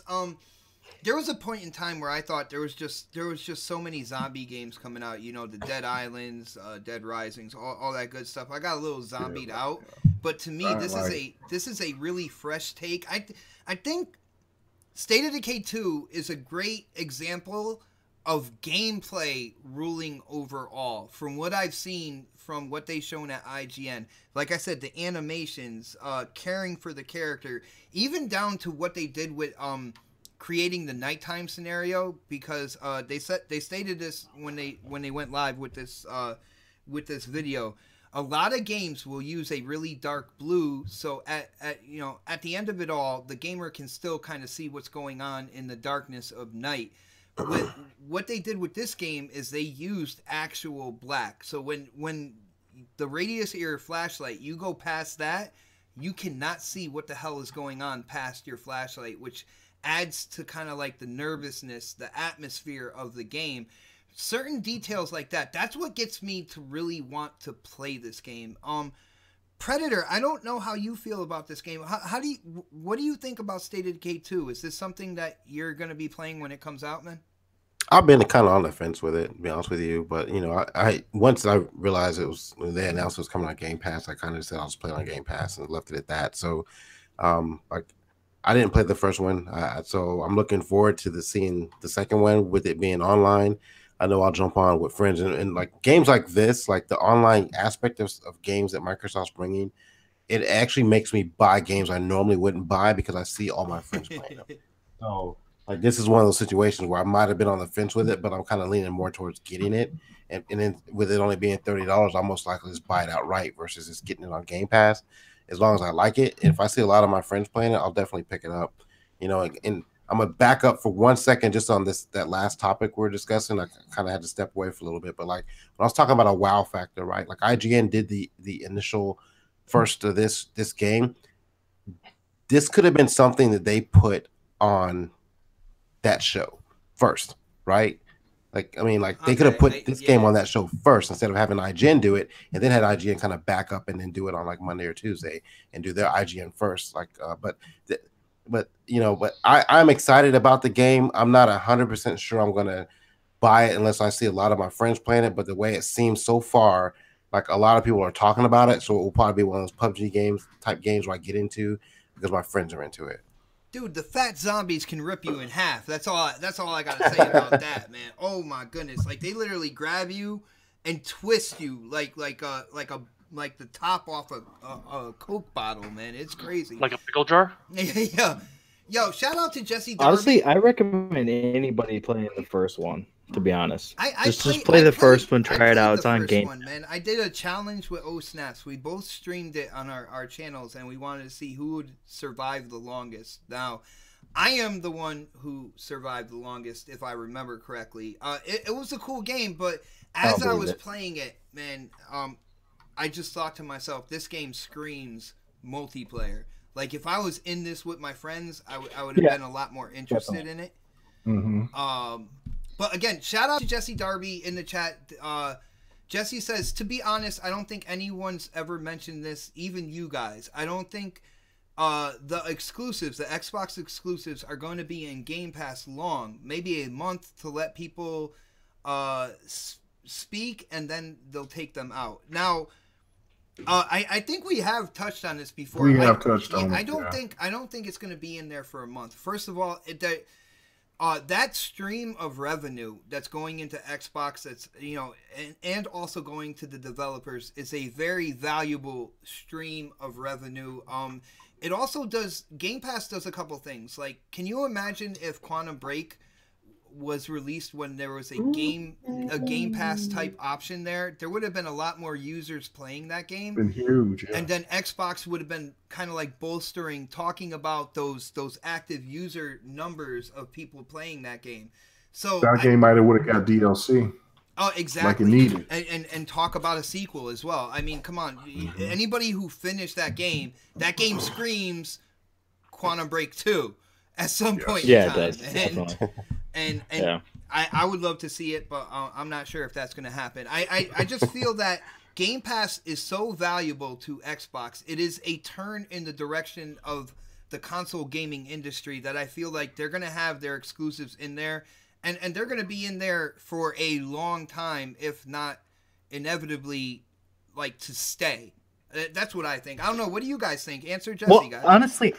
Honestly, I think how it's gonna be is where it's gonna be those games are gonna be in there, and then the third party games that come in, they're gonna kind of go out. I think it's gonna be more of a long term for the exclusives. They have more control over their exclusives. Yeah, they have more control over those, and then the third party, they might be like, our contract's running out, we don't want to renew it or whatever, and they're just like, okay, well then go, we don't need you, well, basically. Fuck you then. Yeah. Yeah. but it's it's not like that, right? No, it's not. No, it's not at all. But I think the Game Pass is definitely good for the exclusives because of the fact that it gets people, like you said, like Quantum Break. That game was in Game Pass, and this was out around that time. This game would have been huge for Microsoft, and it wasn't a game, and I still think it's one of the better exclusives that they've had. It just it just sucks that they didn't. It wasn't something that we got, a sequel for, or we'll ever get a sequel for, or we'll ever get DLC for it. But I think, they actually see. Gate, man. Yeah, that's true. Yeah, well, and also bad advertising. They didn't advertise that game properly. Yeah, that's true. Yeah, and that's the thing, with the Game Pass, these games are going in, Sea of Thieves, Crackdown, and State of Decay 2, and then of course, every exclusive going forward. It's I think it's really going to draw some attention to those games that a lot of people weren't going to pay attention to those games in the past. It's going to really draw in people that haven't played it or haven't really had any interest in it. No doubt. Man. Like the Don, he's gonna probably be interested in it because like State of Decay 2. Like I know you have no interest in it, Don, but I'm pretty sure you're probably, if you have Game Pass, you're probably gonna try it out, right? There is this thing called peer pressure. Yeah. Yeah. and maybe in a party and everyone's playing that game, and I'm like, oh man, I got $10 to waste. I mean, that's cheaper than what I used to rent games from Blockbuster back in the day, right? Right, exactly. So showing your age, Don. You know how much we used to spend on Blockbuster. Oh, I know. Just for 2 weeks. I don't know. I'm 19. Yeah, that's true. That's true. They won't let you rent mature games, right? No, they won't. But I mean that is the case. I mean, to Jesse's interacting in the chat. So I wanted, he was talking about them pulling her out. It just depends. There's X factors to that. Like if they feel like they're losing money, then people will pull out. In regards to that, I think Xbox is committed. So I think, there was a little bit of that, and I heard whispers and rumors of Larry Herb saying no, they're day and day, they're in there and they're in there. There was no talk about them being removed, but we'll see if what's the case on that and see where they go. Making money in a different way is making money in a different way. I always put out this analogy. It's like if you can make $6 million as a developer, or you can make $3 million, which one would you choose? You would choose the $6 million. But if the business model means you have to sell it at a lower price and you get it from volume. At the end of the day, they just care about what that dollar amount is. So I think, and I don't think Game Pass works for everybody. For example, I'm super, super, super busy. And if I'm relying on a certain game to be in Game Pass and it's not there, like say a third party, there in 3 months, I just may be cheaper for me just to go buy the game and play the game that I want to play. And as a consumer, I have that choice. And and if it adds more value to play just Game Pass, do the Game Pass service, then you go to the Game Pass service. You do what makes sense for you as a consumer. Don't worry so much about the developer's checkbook. That's them. That's their job to do that. And they're adults and they can make those sort of decisions. And if they made a bad decision with Game Pass, they made a bad decision with Game Pass. If they made a good decision with Game Pass, they made a good decision. And, those are their risks, their bets with their money and their time and their talent. So just don't worry about that. Nice. Yeah, one point that I want to make on that too is that this is just something that happened recent to me. Need for Speed, the new Need for Speed. I was they had it on Xbox for $24. I was like, I gotta get it. I gotta get it. I gotta get it because it's only $24. And I love racers. And then I just came to the conclusion, was like, you know what? I got this 10-hour trial. I can finish the 10-hour trial and I can wait for it to come to the Game Pass. I mean, to EA Access. And then by that time, when it gets to EA Access, it's going to be super cheap anyway. And that's what a lot of people are doing for games that aren't their primary go-get games. People that are going to spend the 60 to 110 to $20, those are the games that they know that they're going to put in. How much did you also pay for the EA Access and that time waiting for that to come out? Oh yeah, you're paying you paid more for EA Access than you did for waiting for Need for Speed. And that's the thing, is that, like, in your head, I'm like, oh, I'm waiting for Need for Speed, but I'm waiting for Need for Speed to come to EA Access. But not one time did I think of how many months have I already had EA Access. And that's what a lot of people are going to do. So I don't see them taking those games away quickly and in a month's time. I think they eventually might, once those games get to a certain point. But it's like what Don said. If you look at it from a different perspective, they can have the potential of making more money because they'll have more users that get on that game, and than they would than just going out and purchasing the game for the full retail price. And then if they love that game that much, they're going to spend more money into the game because they're going to buy it at a discount, and for whatever that they spent on the DLC or microtransactions or whatever that they've paid for that game. So it's a win-win for the developers for sure. Yeah. And I definitely see third party jumping on, even if it's not on EA Access or I should say Game Pass. It definitely will start coming to EA Access. Two things on this. First, Jesse was talking about, well, what about the flagship titles, Halo, Gears, and stuff like that. The true hardcore fans of those games are gonna buy them. Now, Game Pass is gonna be those people, like, say Call of Duty people that never got into Halo.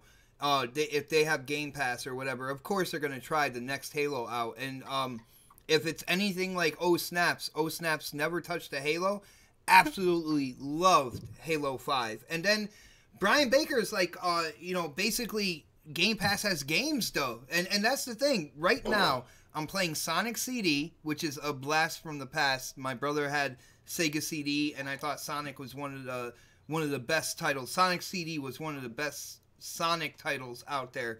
And I'm also playing Darksiders, the War Mastered edition, and I'm actually getting into it. It's a game that I wouldn't have put money down to try out by itself, but with having that Game Pass, I'm playing games that I wouldn't have paid for, but I am enjoying now, and I realize that game is a quality game, and I'm liking it, because of Game Pass. That touches on the biggest issue in the industry right now. There are gamers that enjoy games that are not willing to try out games, and that's what Game Pass does. And then they could get a revenue from it. Let's say they pull it out. Okay, whatever. They do the pull-out method, and they're out after 3 months, right? Guess what? The sales of that game still jump up after you release it after the 3 months. So what they're seeing is a little bit even like a double dip, and that also comes with like games with gold and what comes with PlayStation Plus. Literally the month after, the sales jump up for that game. They have basically stats of all that sort of stuff happening. So it's giving people the interest, giving people to think about it. It's getting people to talk about the game, getting people to try out the game and feel like they're not taking a $60 risk. And for some people, like, $60 no big deal, I'll give it a shot. Other people are like, I'm not gonna give a $60 chance on something. Screw that. Yeah, another game I'm playing is Oxenfree, and I gotta say, like, it's more of those. It's kind of like a Telltale style game, and I don't like the art style or anything like that, so I wouldn't buy this game. But the story actually has me continuing to go through it because it's kind of like that sci-fi paranormal type story, and I want to see what the ending is like. I want to see what the hell is going on with that. but it's another game that I'm playing that I would never have bought. You know what I'm saying? Yeah, absolutely, and that's the biggest thing, and that also makes it so games are not like we got to have this or we got to have that.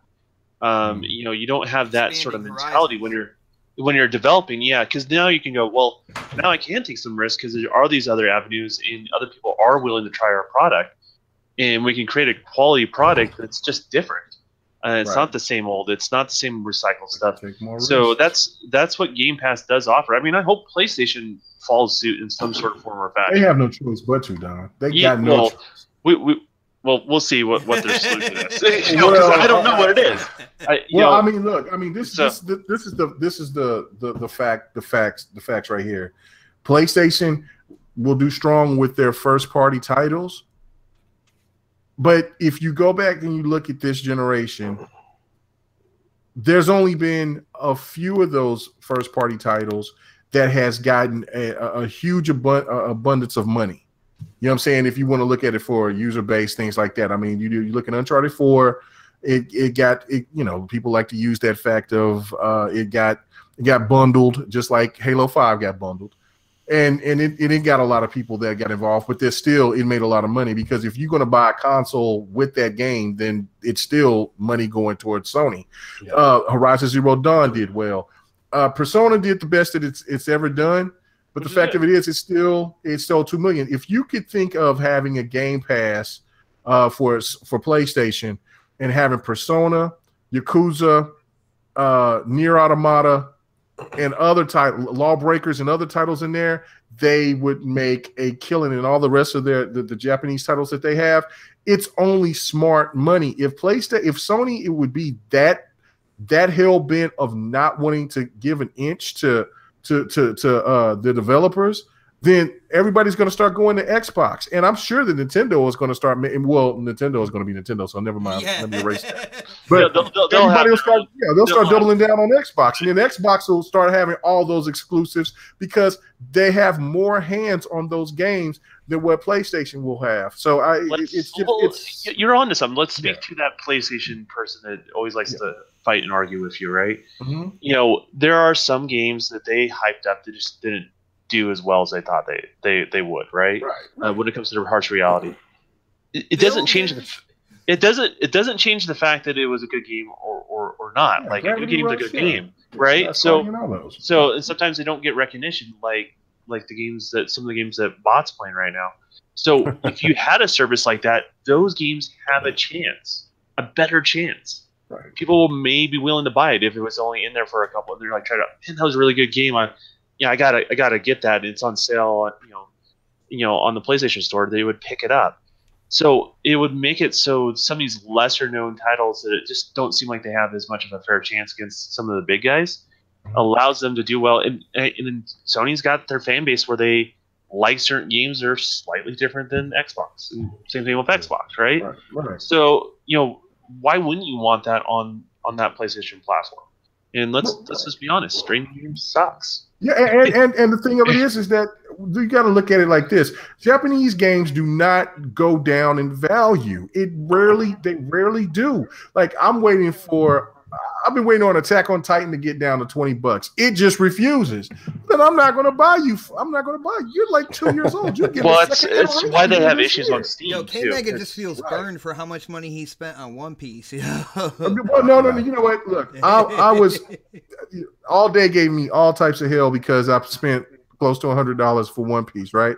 But that was to me to show that I'm loyal. That I'm a real gamer. Like, look, I want more Japanese games to come to the Xbox, because just like they did with the 360, just like they did with the original Xbox. And so the Xbox One does need more Japanese games on there. I know that there's not an abundant group there's not a huge group of Xbox gamers out there that maybe like all those type of Japanese games, but there are some, and you need to cater to all of us. Keep that gamers. Trash off of Xbox. No. Like, okay, I mean, look, they need to bring just as many as those Japanese titles to Xbox.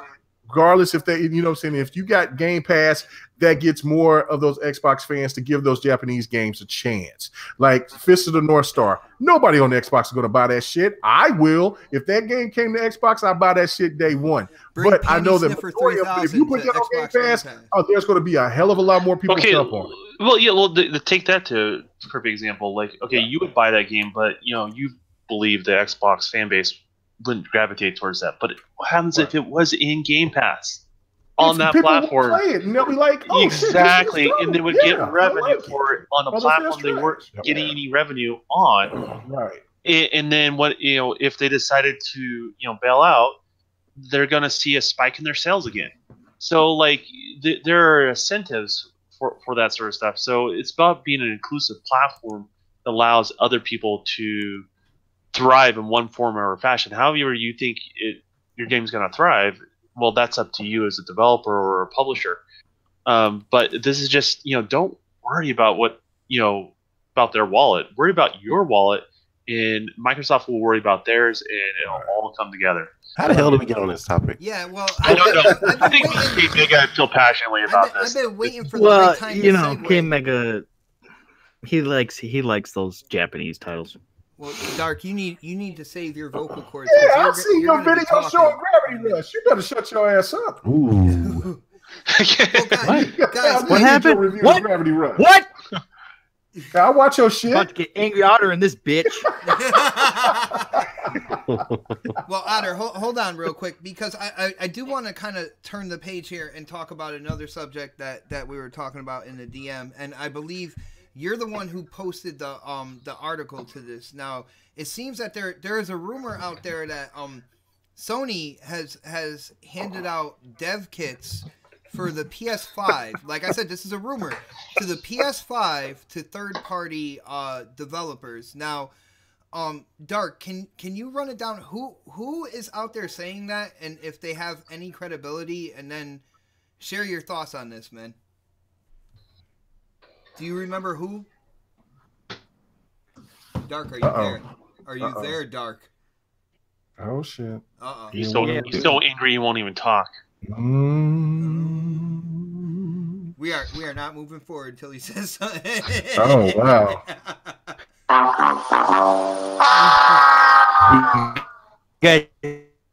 Oh man! Can you? What the fuck? He did it on purpose. Man. Dark, you are Optimus, you need to move your satellite dish.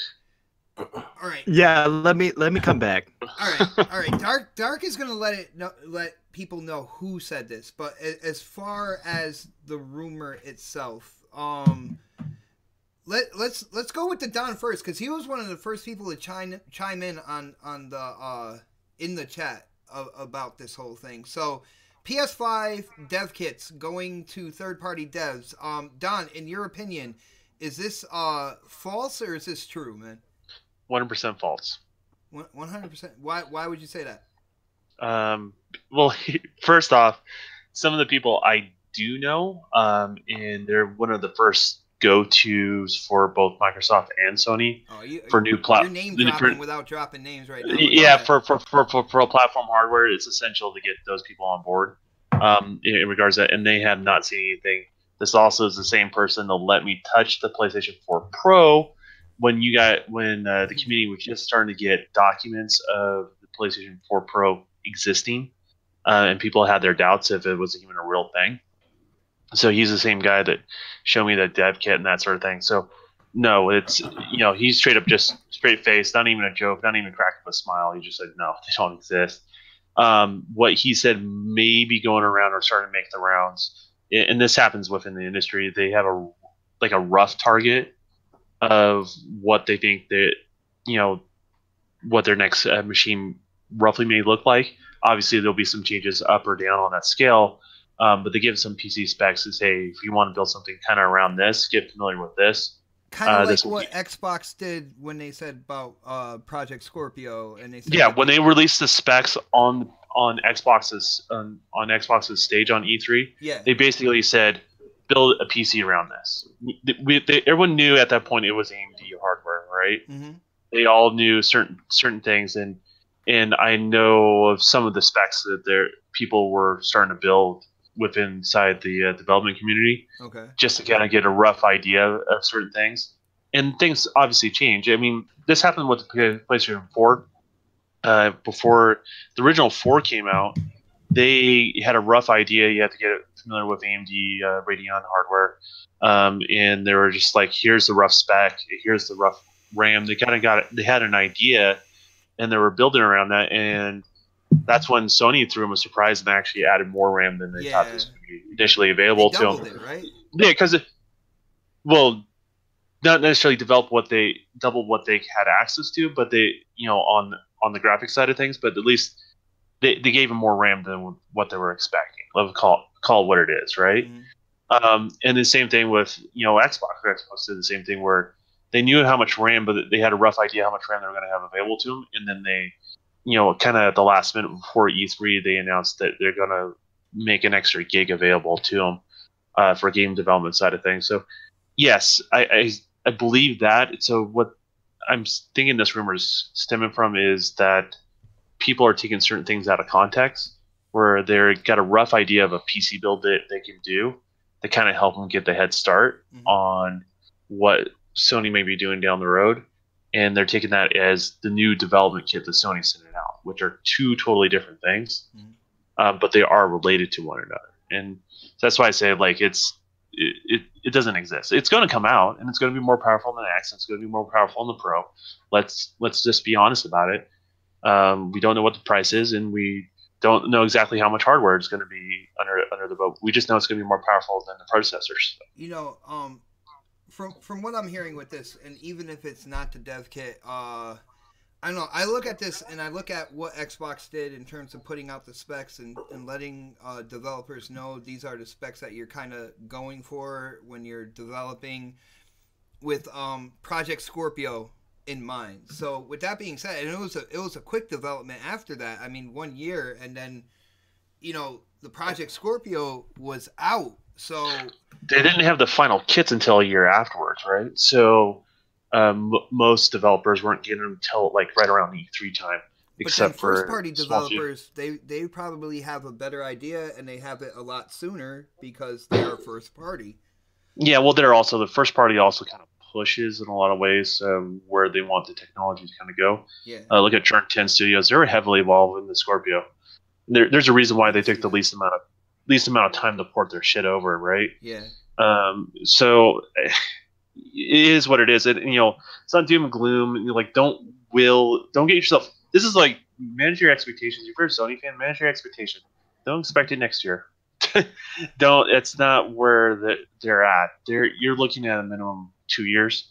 And if you look at how Sony has worked in the past, this similar thing where they had some kind of a rough PC spec that people were doing in the development community, it was 2 years prior to the launch of PlayStation 4. All right. Well, let's move on down the panel. Predator, what do you think? Put everything together, the rumor about the dev kit, and definitely put in what Don was talking about, and then also add into it the fact that when it came to Xbox, they put out the specs, but then everything just went so fast after that in terms of development for the Xbox One X. Does this information change anything about your hypothesis of when like the PS5 is coming out? I still think 2020, and hearing what Don said and everything that's going on around it, I feel that's still the sweet spot. But what do you think about all this, Pred? Yeah, I mean, like if I like got this information and I asked Don and he said exactly what he just said, I'd probably just be like, okay, and just move on.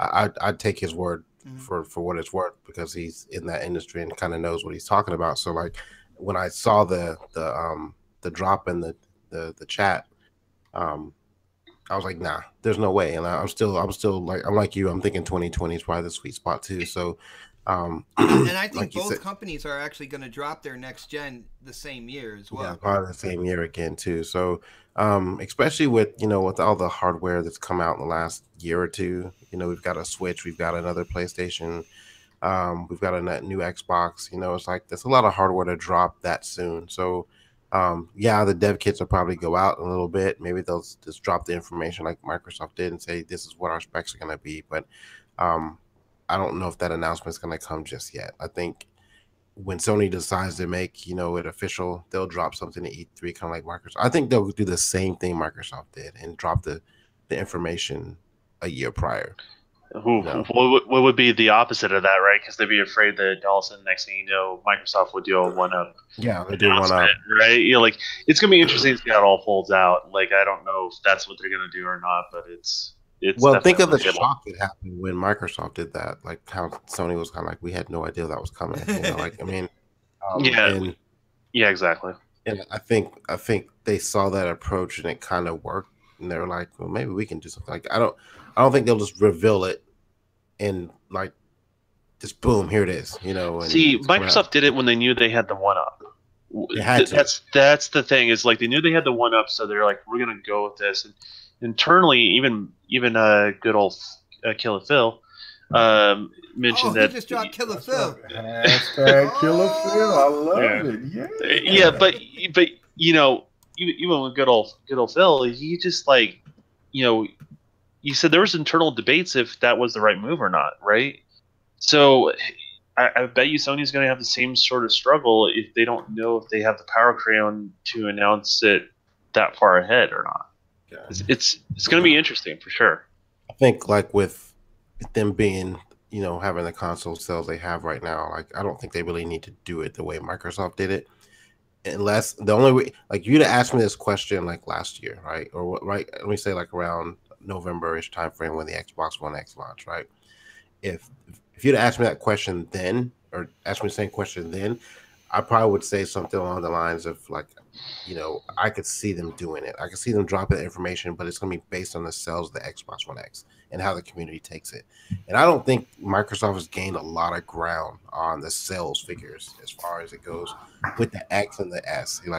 They catch up with Sony. They're doing a lot better than the PlayStation Pro's doing with the X, but I don't think it's that significant closure of a gap where Sony feels like they have to announce something this E3 or next E3. I think it depends on Sony's solution. If they do a hard reset, then Sony's in trouble. If they're not doing the backwards and forwards compatibility, and Microsoft does, then every X that basically Microsoft sells is a head start on the next generational plans. Facts. So this is something that people don't think about, because people always want to think of it in the old ways, and we are going to move, we are going to evolve, we're going to go forward into a different realm of things. So my hope, and I don't have anything solid or solidified myself, right? My hope, and the people that I talk to, is they want forwards and backwards compatibility. Mm-hmm. They don't mind 3 generations or 4 generations of systems. They really don't. Because the reality is the games they're making today are already compatible and can take advantage of next generation hardware even after the X and after whatever the next PlayStation is. So, it's already there. We're waiting. This is the type of thing where we're waiting for the hardware to catch up to the developers. Don, when you said about forwards and backwards compatibility, and I do know that there was a patent filed by Sony in terms of a technique for back compat and stuff like that. It was put out there on Twitter and everything. The ease for these developers to go forwards, backwards compatibility, starting with this generation, going back into the previous and stuff like that. Does that have anything to do with the X86 architecture that they're using with the consoles now? Well, I mean, if you're not changing architecture, well, in general, if you're just not changing architecture every single time, then it makes it easier. If you look at any sort of architecture that does the best as far as scaling, well, it's x86. It's your PC, right? Yeah. So, I mean, the precedence is already there. The PC community subsidizes our cost of our next generation consoles. So thank you, PC community, for doing that, right? It's willing to buy 2 1080s or, an i7 processor or whatever AMD is going to compete with those guys. That all feeds into us as console gamers. So, it's all a good thing. Forwards and backwards compatibility. It's only when you change the architecture like really crazy that you're going to run into problems in regards to that. And, that's kind of why the Pro has a little bit of issues. Again, the performance you would expect out of the specs on paper is a lot of it has to do with the fact that they took some very unique solutions on developing that chipset, and it's not as straightforward as like you're doing on the PC side of things, where Xbox took the straightforward approach, like what you would do for different power profiles between different PCs. Dude, essentially. Don, you are giving me such a big head right now because whoa. No, not like that. Sir. Not like that. No, but check this out. That's not cool. When it was revealed how the Xbox One X was designed, when they went in and they looked at the bottlenecks with the Xbox One and they fixed that, in terms of the architecture of the Xbox One X, besides the CPU and the GPU, I feel like they future-proofed themselves to even use that same thing for the next generation. And with how they did it, if you just put in a Ryzen CPU, one of the newer model AMD GPUs, the performance is going to go through the roof. So with that being said, there's rumors whether it's a dev kit or whether it's, I'm leaning more towards Don with the computer specs for Sony's next system. It just seems to me like Sony would have to do a lot more R&D now than what Xbox would do, because they went in and they did a big chunk of their R&D with the X, and now all they to make it sound simple, all they really have to do is put in the more powerful CPU and the GPU into that architecture that they already researched and developed with the X, and you're going to get the next generation Xbox. Does that sound far-fetched? Yeah, I mean, it's more complicated than that, obviously, right? Otherwise, we would all be. But they set themselves up for the future with that, right? Absolutely, and that's if they do backwards and forwards compatibility, they haven't even announced that beyond the X, right? But that's something they're discussing. That's something that's on the table. If they do that and the competition doesn't do that, then they've already have a head start with the X, because all my library will go back and forth with me, and it doesn't really matter to Microsoft if I buy the latest and greatest hardware from them, or I stay on the X or stay on the S. It really doesn't matter to them as long as I'm engaged as a consumer and I'm still buying their software. They don't care, and as long as you don't have old architecture, which you don't with these situations, right? You don't have old architecture holding back new architecture, which is not what you're going to deal with x86. Then why not just keep it rolling? And as games get bigger and more powerful, or they use the ability of the nicer assets, and you get say a game that's 30 but it drops under 30, then that's on you. I mean, you stick with that console until you feel like you don't have the value of that and you want to move on to something else. And, Hey, Don, you gotta check out the chat, because Jesse is lying for you to get a PS5 dev kit. So Jesse's like, they better give one to the Don. All right. Dude, I am pretty sure right now the hardware I have sitting right next to me is probably more powerful than the PlayStation 5. He could have been gracious and just said thank you. I appreciate what he said. My computer's more powerful than that. It's two GTX 1080s and an i7 processor. Like, our next systems are not going to be that powerful. Jesse, I will say it for him. Thank you so much to see that people out there recognize the Don as a developer and not just as the kiss the ring guy from the next. As an asshole. Yo, well, Mega, what do you think about this rumor? You heard what Don said. You heard what I said. I think Angry Otter got crazy muted right now. But do you think there's any? What? No, nothing. Nothing.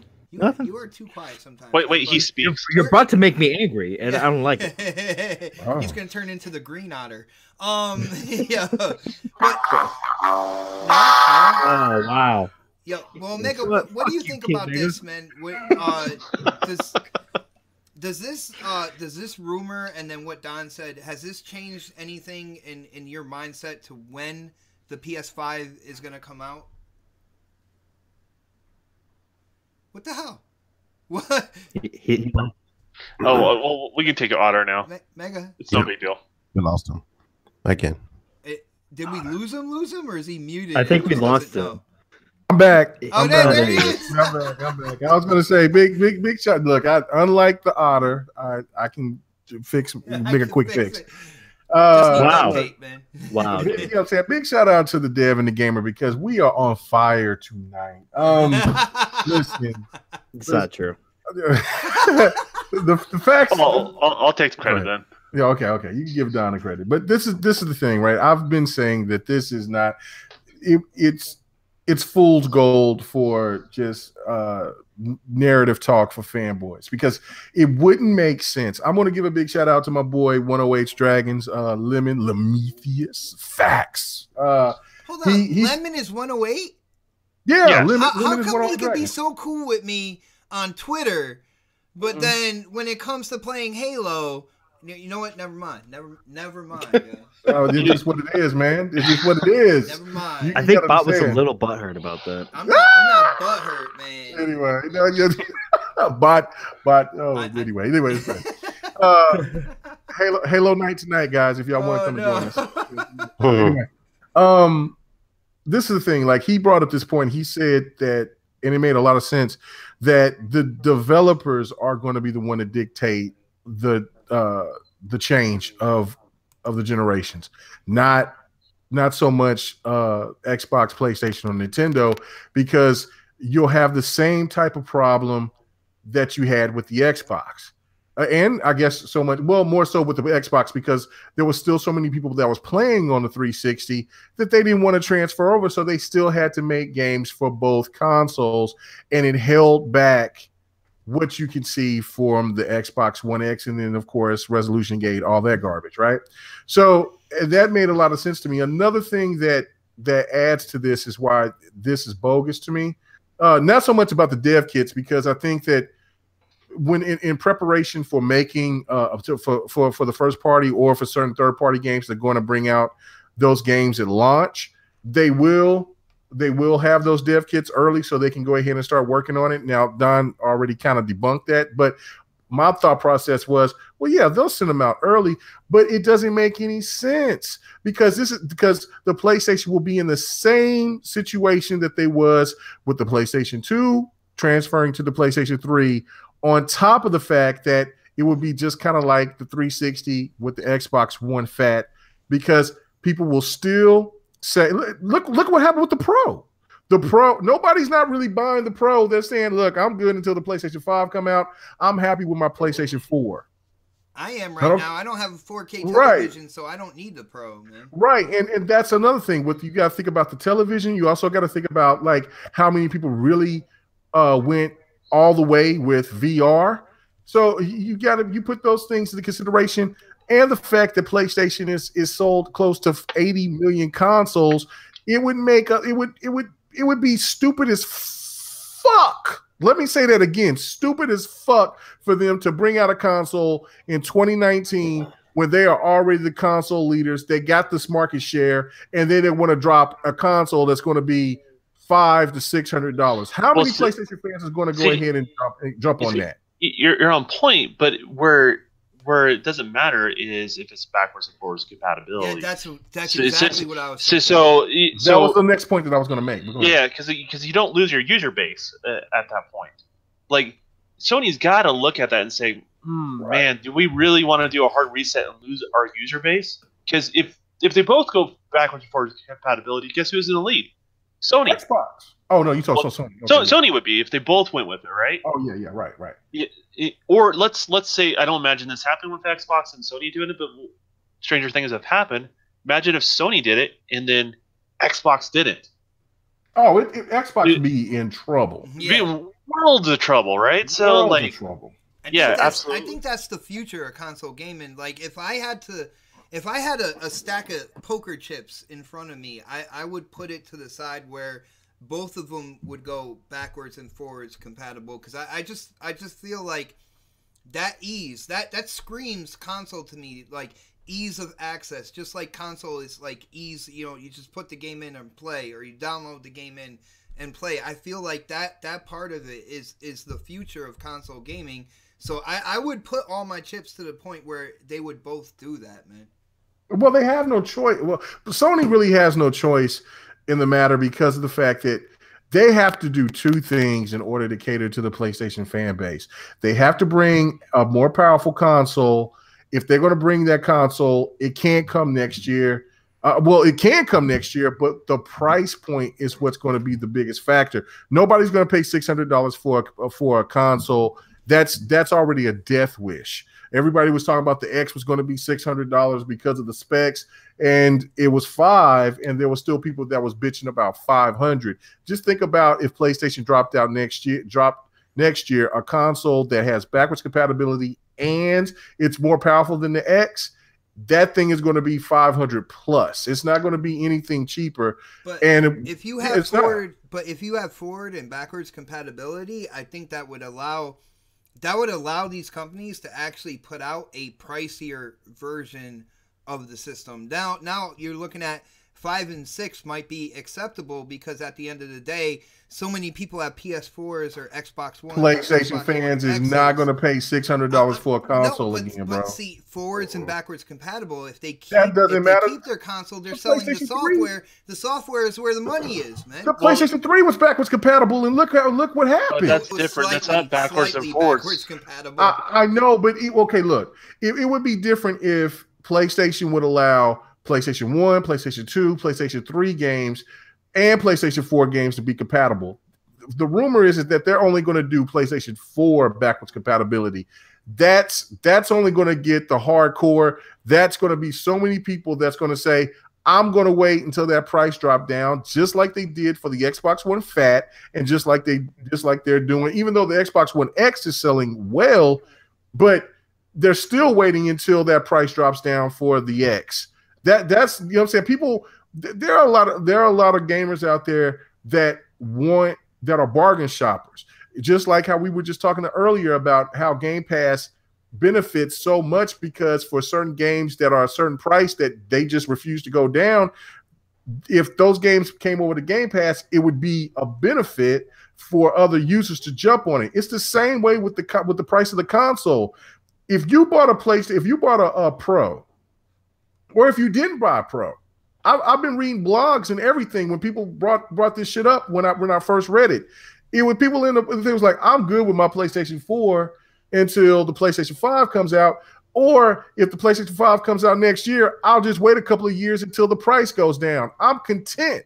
That's the same demographic that was like that with the 360. They were like, look, and you know that those games are going to jump over, and there are going to be games on the PlayStation 5 that's going to be on the PlayStation 4 as well, because those developers are going to want their money.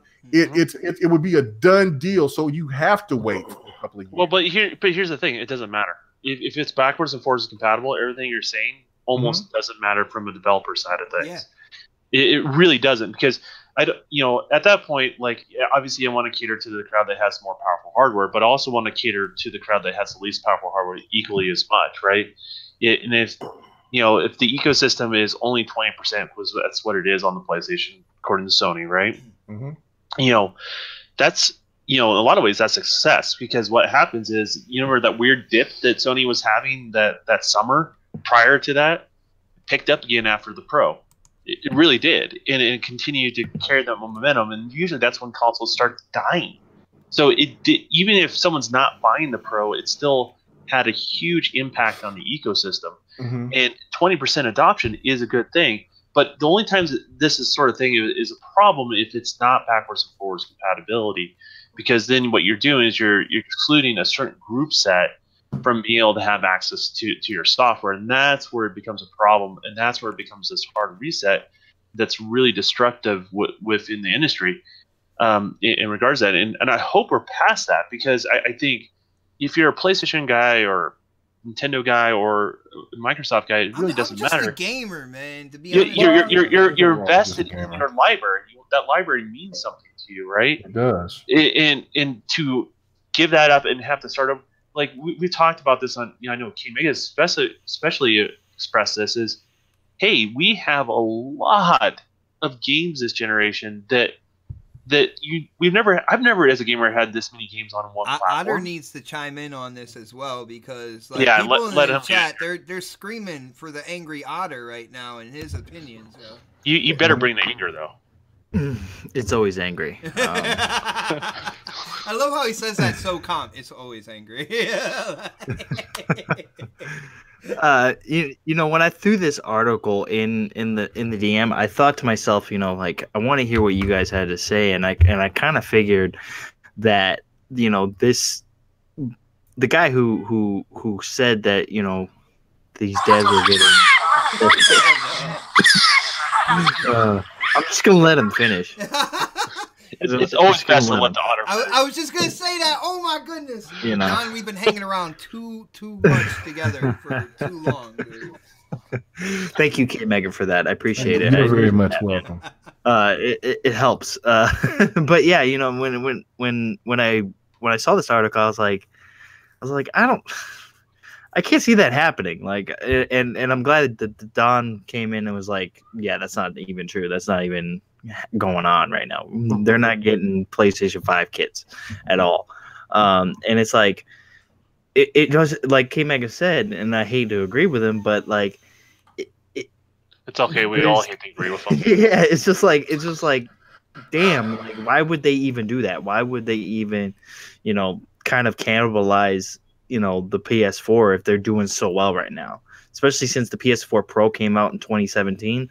Like, you really think that the next iteration, well, 2016, yeah, you really think that the next iteration of the PlayStation is going to come out in 2019? That's only 3 years. Forwards and backwards compatible. I think Don said it the best. Like, when it comes, but if that is the fact, then when the new generation starts and that's the way it's going, Sony is automatically still in the lead. Okay, let me ask you a question before Dark gets started again. No. I just wanted to just ask this point. Okay, everybody has an X right now, right? I do. Yeah. Okay. On this panel. All right. A new Xbox 2 coming out in 2019. Are you going to buy it? No. Okay, that's all I got to say. Go ahead. No, and that's a good point, because like nobody's gonna buy a console if that console has only been out for like a couple years. Like, especially since the PS4 Pro, like you said, came out in 2016. Like, nobody's gonna buy a PlayStation 5 if the Pro just came out like not even that long ago. It's only been 3 years, somewhere on there. Like that, no, that's not gonna happen. Like I don't get why people. I mean, it's good that they're talking about it now, you know, because you know everybody's excited for the next generation. But like these consoles, to me, they just came out, man. Like I have a question for you, Otter. So what if? Okay, so we do. Let's just assume everything's going backwards and forwards compatible, because I'm going to will that into existence here. Yeah. What is the right cadence for these platform developers? So is it 3 years? Every 4 years you do an iteration? Every 5 years? What as a consumer would get you excited? To me, like maybe 5 or 6 years, man. You know, like 6 give it year some time. Intervals. Yeah, give it some time. Let the console really, you know, stretch its legs, especially since, you know, that the would X. be 2019 then. Well, yeah, of course, yeah. But I'm talking about like the came out. Yeah, the Pro came out, so it's like, you know, give it some time to kind of breathe a little bit, because I mean, it hasn't been out for that long to really breathe. All right, guys. Here's the deal. When it comes to the Pro, and I'm not knocking it, I am calling it exactly what it is. Well, I'm even saying the X too, though. Well, you know, like that comes with the X too. Like, what if they came out with another Xbox next year? Like, that wouldn't make any sense for them to do it. I have a feeling. Well, even 2020 is retarded. Like, that's dumb. Like that. Why would you do that? Why would you cannibalize the X? Here's the thing with the Xbox, in terms of you and your opinion on this, they come out with a system in 2020. You don't want to buy it. That's no problem, because every game that comes out after that console is launched, you'll still be able to play on your Xbox One X. Well, you're going to be the only one that's buying that damn game, that damn system. You're going to be like the only one that buy that system, dude. The majority of people aren't going to buy that system because of the. But you're talking about year one. Keep in mind, you are talking about year 1 versus year 2 versus year 3, right? Right. So the people are going to slowly ramp up wherever. What is up, dude? They're going to slowly ramp up depending on what when they feel like it's a good time to buy into the next upgrade. Same thing with televisions. Like everyone here, I believe, has a 4K television except for Xbox. Xbox eventually going to get. He's eventually going to get himself a 4K television, but he does not have to buy one. That's the thing. No, he doesn't. Does not have to buy one. He gets to buy one when he is ready. And that's what consoles are now starting to provide for. That's what I'm saying. Like, for me, the typical console generation is 5 to 6 years. And that seems almost a little too long for forwards and backwards compatibility. I personally would like to see 4 years. 3 years is a little too soon. That's fine too. 4 years is just prior to the typical console cycles. And it allows the people that got deep pockets to basically subsidize your next console a year ahead of time. And I think that's not a bad thing, because let's say in 4 years you're not excited, but in 5 years you would. Are you going to be upset that I bought the same console at a more expensive price and help bring down the price of that hardware? No, you're going to be excited that I bought that hardware to make it cheaper for you. If you really think about it. I think what's essentially going to drive this is the price of the components, and that's a big part of it. How far the console space is behind the PC space at that time. No, I don't think you're wrong at all on that. And I think what's going to accelerate this is actually mining. In the opposite camp, where some people believe that mining is going to slow down the progression. I actually think it's going to speed up the progression, to be honest with you, because AMD and NVIDIA are getting their money. Shit's not sitting on the shelf. They are getting their money. Yeah, they can't make enough hardware. So when you have deeper pockets, what are you going to do? You're going to reinvest in R&D sooner, and it's going to, if anything, it's going to excel the chip manufacturing more than anything else. So what slowed it down, and this happened on the 360 era, everyone blamed it on the red ring of death, and that's all bullshit. Why it took so long is because there was a weird little slowdown in chip development around that time. And that's the reason why a lot of the console manufacturers were delaying for the next iteration. And as a matter of fact, if they could have delayed it for another couple of years, they would have, to be honest with you. But they had to release something eventually. And that's when we got the original Xbox One and PlayStation 4. So the hardware development is a big part of it, but I think mining's going to accelerate it, to be honest with you, though. Well, guys, I gotta say, on that note, we have gone over 2 hours once again. I have a feeling when it comes to this topic, we can make like a whole show that goes over 2 hours out of it, just talking about this one topic. But I think when it's all said and done, we had up over 80 people watching tonight. It was an absolute blast doing the show for everybody out there. The chat was fire. It's just another quality Saturday night, in the books, and we can't end it until we go through, all the outros and hear where people can get a hold of their favorite next podcast panelists. So we are going to start with Predator. Predator, why don't you let everybody know where they can get a hold of you? Maybe they can continue the conversations that we had tonight with you on Twitter if you share your handle or whatnot. I don't know. Get the door. My bad. I got and kids Predator, here. get the door as well, as K Mega said. My bad. Mega door. Man, it's so country, man. Never mutes his mic or nothing. Wait, K Mega's got a door? K Mega got see. You never had doorbells in Oklahoma like that. You know that shit's always open. Y'all being messy. Oh, man. Predator _H2OS on Twitter, on Xbox Live, on Steam, on PlayStation 4, on Switch as well. Just hit me up on any of those channels. Obviously here, I was on Crossfire this week. I was on what else were we on this week, Bot? Oh man, what is that? What is that show?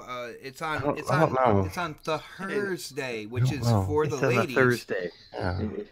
It's a little podcast called Quest Podcast. Oh, yeah, that's right. I was on Quest Podcast this week too. So I make my rounds, coming in off the bench whenever needed to jump in a podcast. I'm happy to do that for anybody out there.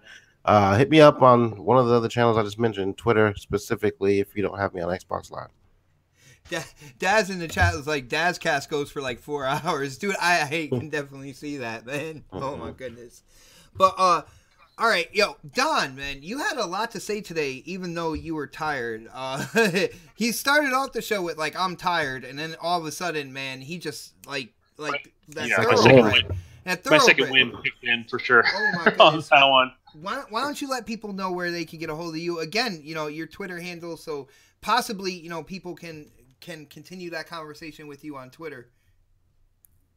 Yeah, absolutely. So my Twitter handle is the Don_KTR.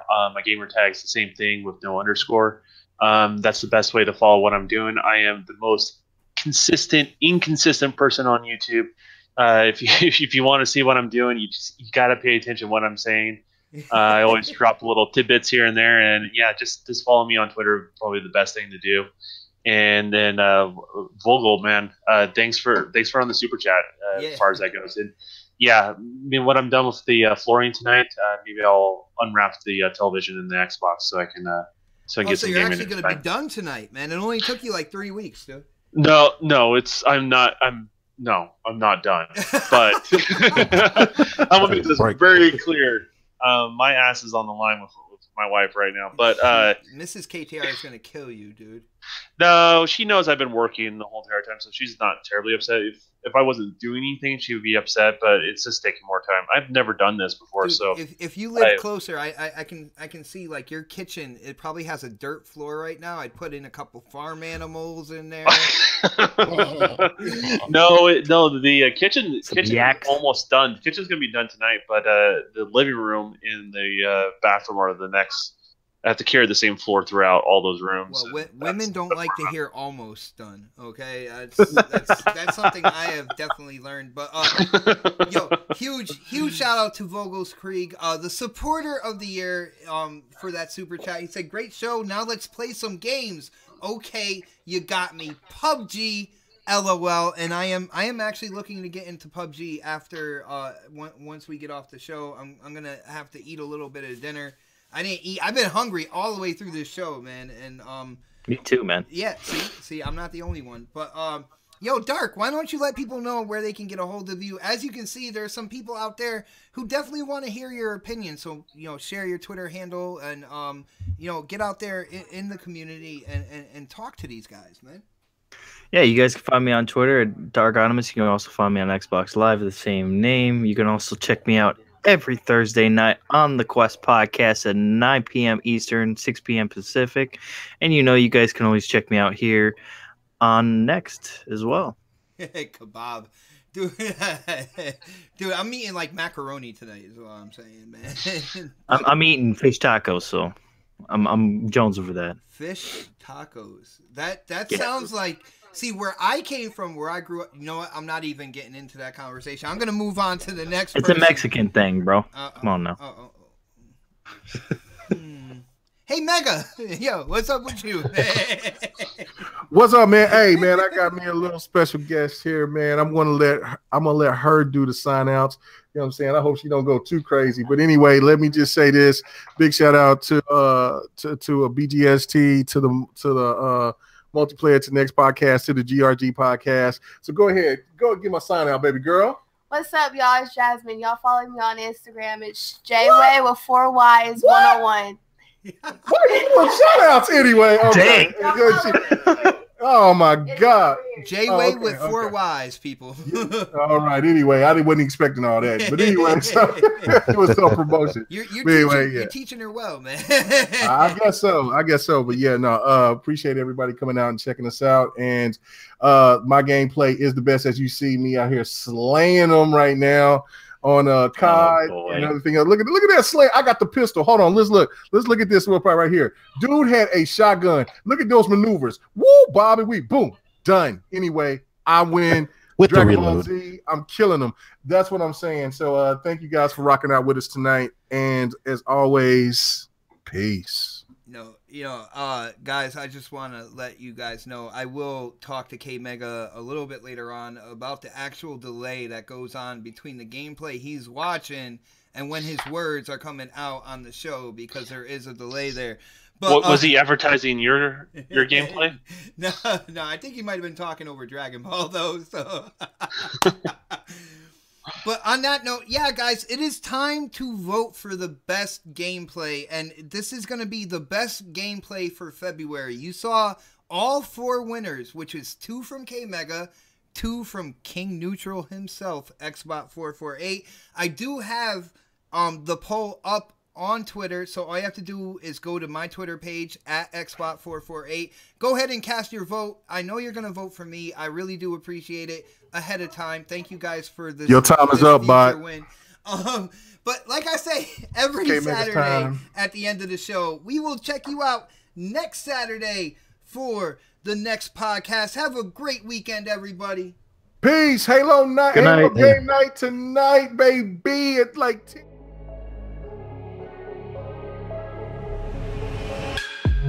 Trying to get demons up out of me.